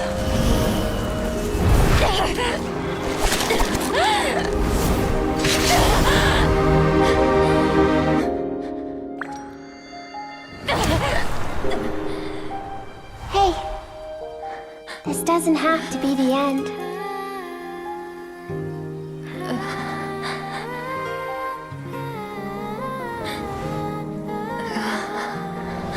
Life is a gift.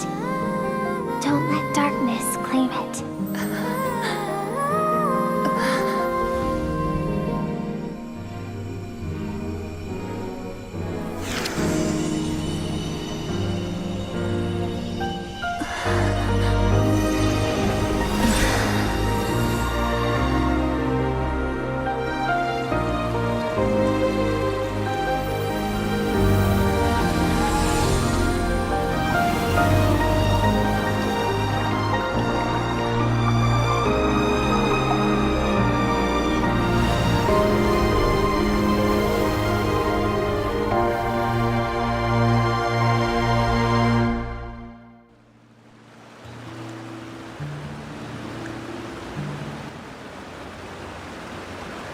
So, you saw my memories then.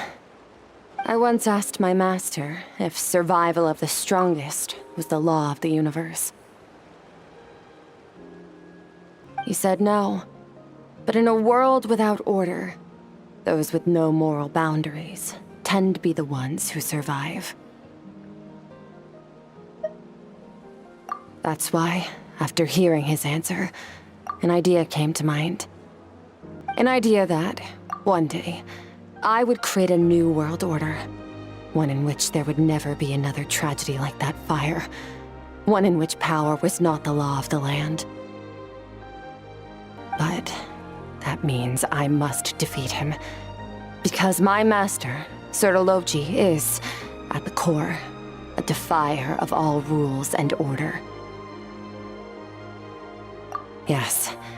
And not just because of the gap in our abilities, but also because I have no reason to see him as an enemy. Although his decision to train me was not made out of kindness, he did everything a master should. He saved my life, taught me the sword and the principles of strength, and for that, I respect him. I know, and it's not something I want. But Master never goes back on his word. I have to treat everything he says as a promise. He's no longer into that, but he sends me messages through the Abyss every now and then. Most of them are simple greetings, or an answer to one of my questions. Every time I hear from him, my heart skips a beat. And I wonder if this is the moment where he'll finally appear before me and tear down everything I've built to pieces. Maybe that means I do live in eternal fear, just like he said. Yes, I respect him, but I'm also afraid of him. And for that reason, the pursuit of strength consumes every moment of my life. I don't know what Master has planned, but I have to be ready. Help me? Why? This isn't your fight.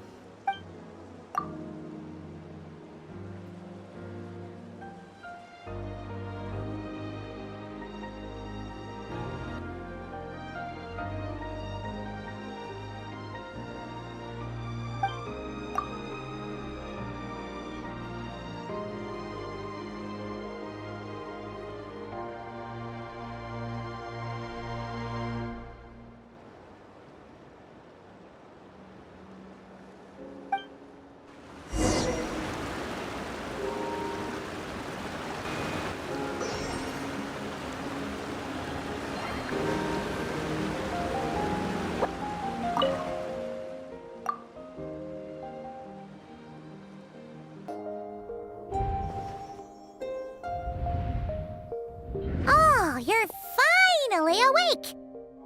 Honestly, Paimon was gone for like 2 seconds and then she comes back and finds you both unconscious? Oh, you scared Paimon half to death! You're both okay, right? What does it look like?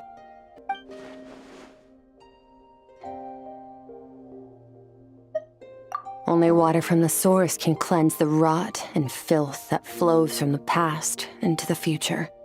I taught you to incorporate the experiences from your journey into how you fight. I suppose what happened today will become an inseparable part of who I am. Okay, so Paimon feels like she's missing some important context. But whatever. Paimon brought back tons of delicious snacks! Let's dig in! All right. It's about time we finished what we started. We're gonna deal with this thief for good, right? This time, I'm not going to tell you to hold back. But having digested even more power in the meantime, he's going to be tougher than before. The good news is, we have no reason to pull our punches this time. So, let's go. Same place as last time.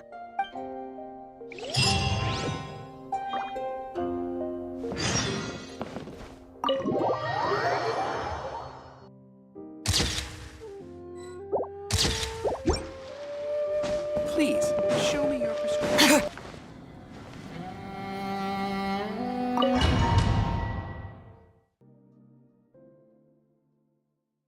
The fog is gone!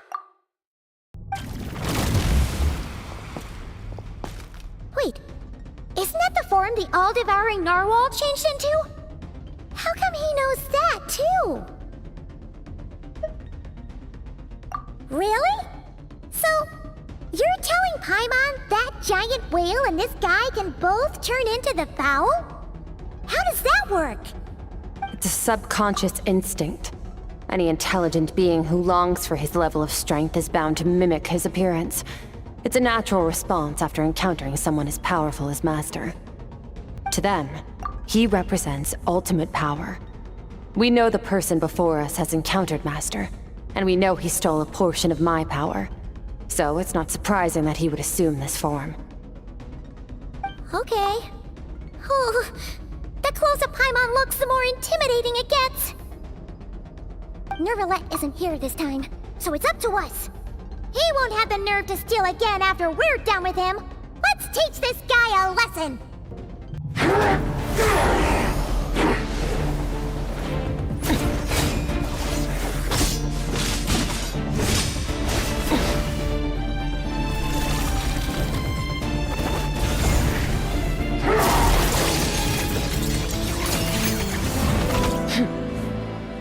Haven't had enough of my power.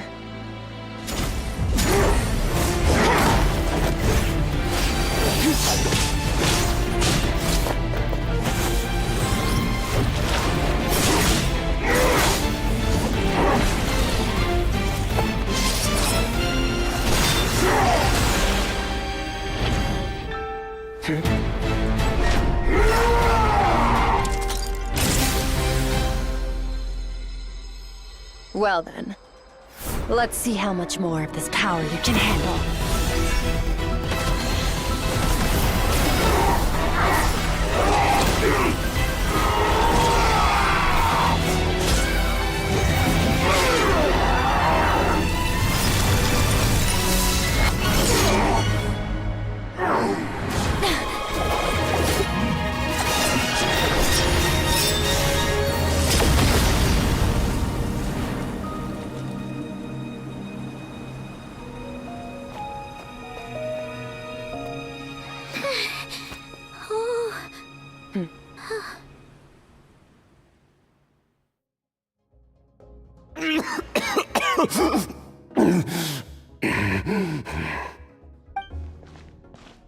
Well, have you come to your senses?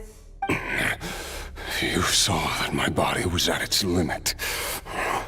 So, you deliberately channeled your power into me, knowing that it would destroy my shell from within. Such power, such keen battle instincts. So you must be... Skirk, Sertologi's disciple. How long has it been? How long has he been away from TezCatt? Hundreds of years. Hundreds? Sorry, it's a lot to take in. I should introduce myself. I am Skofnunga, a friend of your master and one of his followers. This is the first time I've heard your name, Skirk. But hundreds of years ago, I knew you existed. And I knew you would come here. Hundreds of years ago? Sounds like you and Master have quite the history. Care to tell us about it? Of course. Might as well take advantage of a clear head while I can. The story starts a long, long time ago. I was born into a noble family in Conria. As the eldest son, I was set to inherit our title. But I contracted an incurable illness as a child, and everyone gave up on me. I trained the sword harder than anyone else, defeated all of my peers.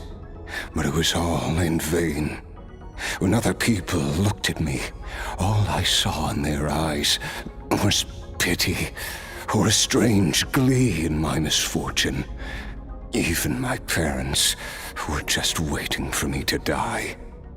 Over time, my heart hardened, and I became aimless. That was the point where I met your master, Sir Telogi. We were similar in age, but different in background. He was born in prison, the son of criminals who had been sentenced to death. He spent his childhood wandering the streets, facing more criticism than the literary works in the Universitas Magistrorum. Yet, he always wore a smile on his face, as if kindness and malice were one and the same, and he could not see the difference. I still remember what he said to me when we first met. You need to fight to survive. Even if it's a losing battle, it should light a fire under you. How can you sit back like this and go down without a fight? That does sound like something he would say. He was the first to acknowledge that I was worth something, and he inspired me to keep going. When we sparred together, it was the first time I'd actually felt the thrill of combat. When I was 10, he stole forbidden research materials and managed to cure my illness. It was like there was nothing in this world he couldn't accomplish. When it came to the human form, he was always intent on pushing the boundaries of possibility. But somewhere along the way, I fell behind. My talents were nothing compared to his, and at some point, I realized he had pulled so far ahead, I was too embarrassed to even ask him to spar. After his grand endeavor was successful, he sought me out and said to me, "This planet no longer holds anything of interest to me, so I'm leaving. But first, I have an offer. I can use a power I have just refined to break the curse of immortality for you. Your death was once what we worked so hard to prevent. But the immortality you now face is a different kind of pain altogether." I'll pass. Immortality doesn't sound so bad to me. Since I can't die, it means I have an infinite amount of time to get stronger. Maybe I'll finally catch up to you one day, and we can spar like we used to. Are you sure? I cannot say when I will return. Your body, or rather, your soul, might not be able to withstand this curse. All I can do is try. After all, a wise man once told me, people need to fight for their own survival. Wise indeed. Nevertheless, if you grow weary of the pain of immortality, and wish to experience a good sparring match before you wither away, seek out my disciple. Disciple? Never thought I'd hear that word coming from you. Nor I. But Vedifenir said I was destined to find a disciple out there in the universe, and bring her to TezCatt. You know as well as I, Venifinir's prophecies are never wrong. Huh. Well, now I'm curious about who this disciple of yours will be. All Venifinir said was that one day, the stars shall bow in her honor. Sounds pretty impressive. Of course. Only the most outstanding people would have the right to become my disciple. Still self-assured as ever, I see. But you're not wrong. I'll be leaving then. Oh, and if you are serious about getting stronger, I left you a little gift in the primordial sea. As I've said before, walk whatever path you want. Freedom means even the wicked get to make their own choices. Waiting for me in the primordial sea was the all-devouring narwhal, already beaten into submission by Sertologi. In its weakened state, I was able to cut off part of its flesh and sew it into my own heart. Your heart? That sounds like torture! How did you even survive that? Because, of course, I bear the curse of immortality. So, you used the curse to turn yourself into a vessel for power. Even with that whale's ability, devouring power like that is not something the human body can withstand. With your body and soul constantly at the breaking point, it was the curse of immortality that sustained you. But that is not the path to strength. You have to pour your heart into it, work for it, dream of it. Instead, you stole something that didn't belong to you, and it backfired. You're right. I should have known better, but I had already pushed myself to my limits, and he was still miles ahead of me. So I had to take a leap of faith. I miss your master. I miss the days when we were all together, troublemakers without a home. I don't regret the choice I made. But if you'll allow it, I do want to apologize. To both of you. After the beating we just gave you, I think we can call it even. You're an interesting one as well. Sertologi's disciple. That's a lot to live up to. It can't have been an easy experience. I know what he's like. He rules with an iron fist, using despair and fear to force you to catch up to him, all the while standing ever out of reach. We're like mountain climbers in the dark, never knowing how much higher we have to climb, or when we will see the sun again. True. But I made up my mind long ago. No matter how dark it gets, I will not give in to despair. I will overcome it. Besides, after hearing your story, I suspect what Master really wants is not a battle that demands his full strength, but rather a defeat without regrets. Oh? Since you're his friend, you must have some things in common. The first time we came here, when you stabbed me through the fog and stole my power, I felt no emotion coming from that spike. But when you had to devote all your strength fighting me just now, I could feel joy and passion emanating from your blade. It was the joy of a researcher discovering the truth of the world, the joy of an artist uncovering a temple of wonders. Interesting. I'm certain I didn't express those emotions outright. Yet you were able to read them from my blade, like a glimpse into my inner world. You're right. That battle brought me an unbridled sense of joy, and my defeat brings me no regret whatsoever. Exactly. I think Master also craves a battle like that. One where his opponent forces him to use all his strength, unlock the extent of his potential, and transcend his own limits. A battle to end all battles.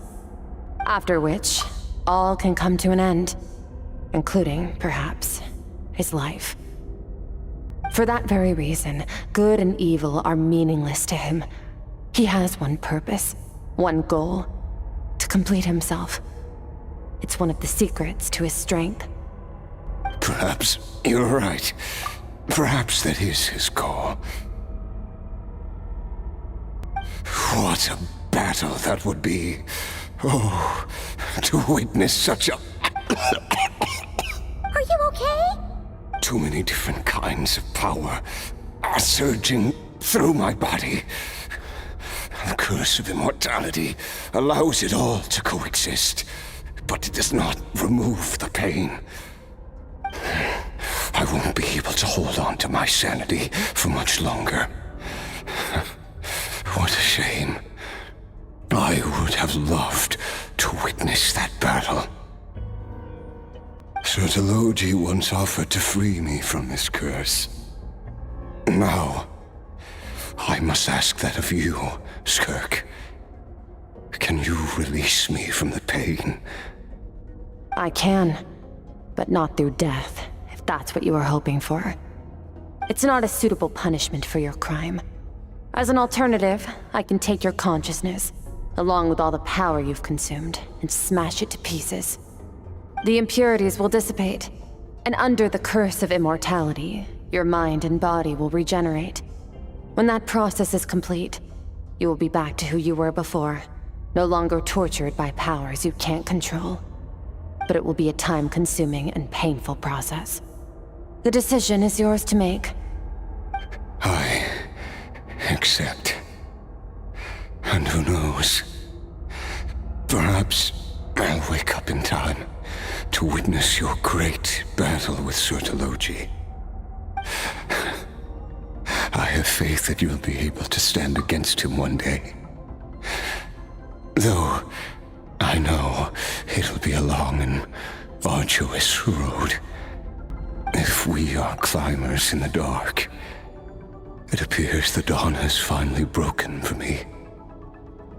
But your ascent continues. At least, it looks like you are not alone on your journey. I will reach the top of this mountain, no matter what it takes. And you, Skofnunger, will be my witness at the end of all things. That's finally over. Let's get out of here. At least we don't have to make a mad dash for the exit like last time.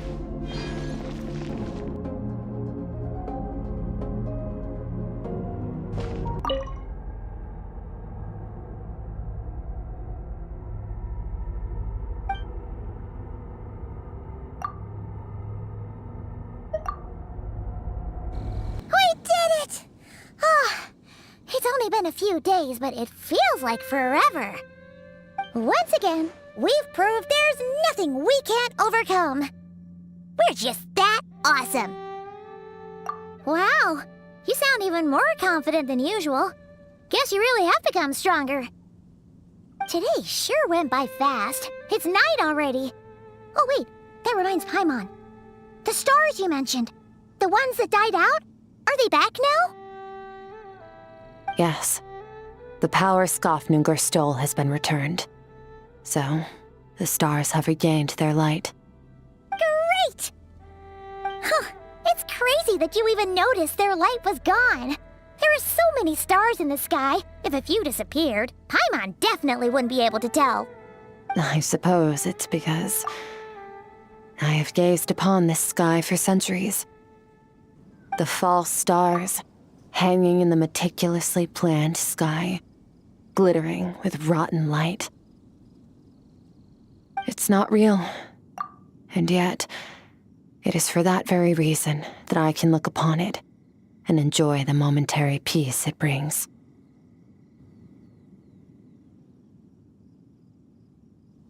Even the most beautiful of bubbles has to burst. We will return to the real universe one day, whether of our own volition or not. Time marches ever forward. Even the innocent and naive will taste life's bitterness. Yet through hardship, we grow until we learn to seize the sands of time for ourselves and uncover our true strength. Though we gaze upon a false sky, its vastness and majesty is palpable. One can only wonder, what is it going to take for kindness to reign supreme in the vast expanse of the universe? Ugh, this is all going over Paimon's head. But if she knows one thing, it's that the Traveler always finds a way. Ever since we met, he has filled Paimon's days with happiness. No matter how tough things get, he always finds a way to make it better. If it's too big a job for one person, then we'll do it with two. And if two's still not enough, then 3. We've met so many amazing friends and accomplished so many amazing things. As long as we don't give up, we can make any wish come true. I suppose when it comes to you, anything is possible. Well, I should be going. Now that my power is no longer isolated from my emotions, I need more practice to get used to it. I suppose fate will decide. Maybe we'll bump into each other on the street. Or maybe we'll reunite on a different planet entirely. Regardless, reunions and partings are but passing moments. More than anything, I hope that, at the end of this journey, wherever it takes us, we stand in a world reborn. One without war, pain, or forced partings. One where new life can bloom, even where there was once nothing but scorched earth. For this, we must all work to become stronger.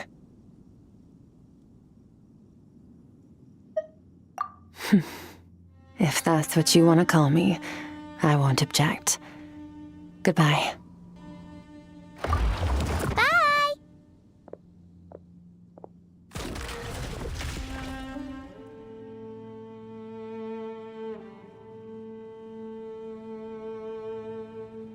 Is it just Paimon, or is she being nicer than before? We definitely count as friends after all that, don't you think? Hey, what do you think about camping here tonight? There's nothing quite like sleeping under the stars.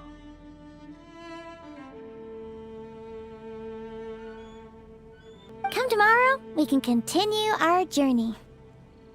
Oh, and since Paimon treated you to that super nice meal at Wanmin Restaurant, it's about time you returned the favor.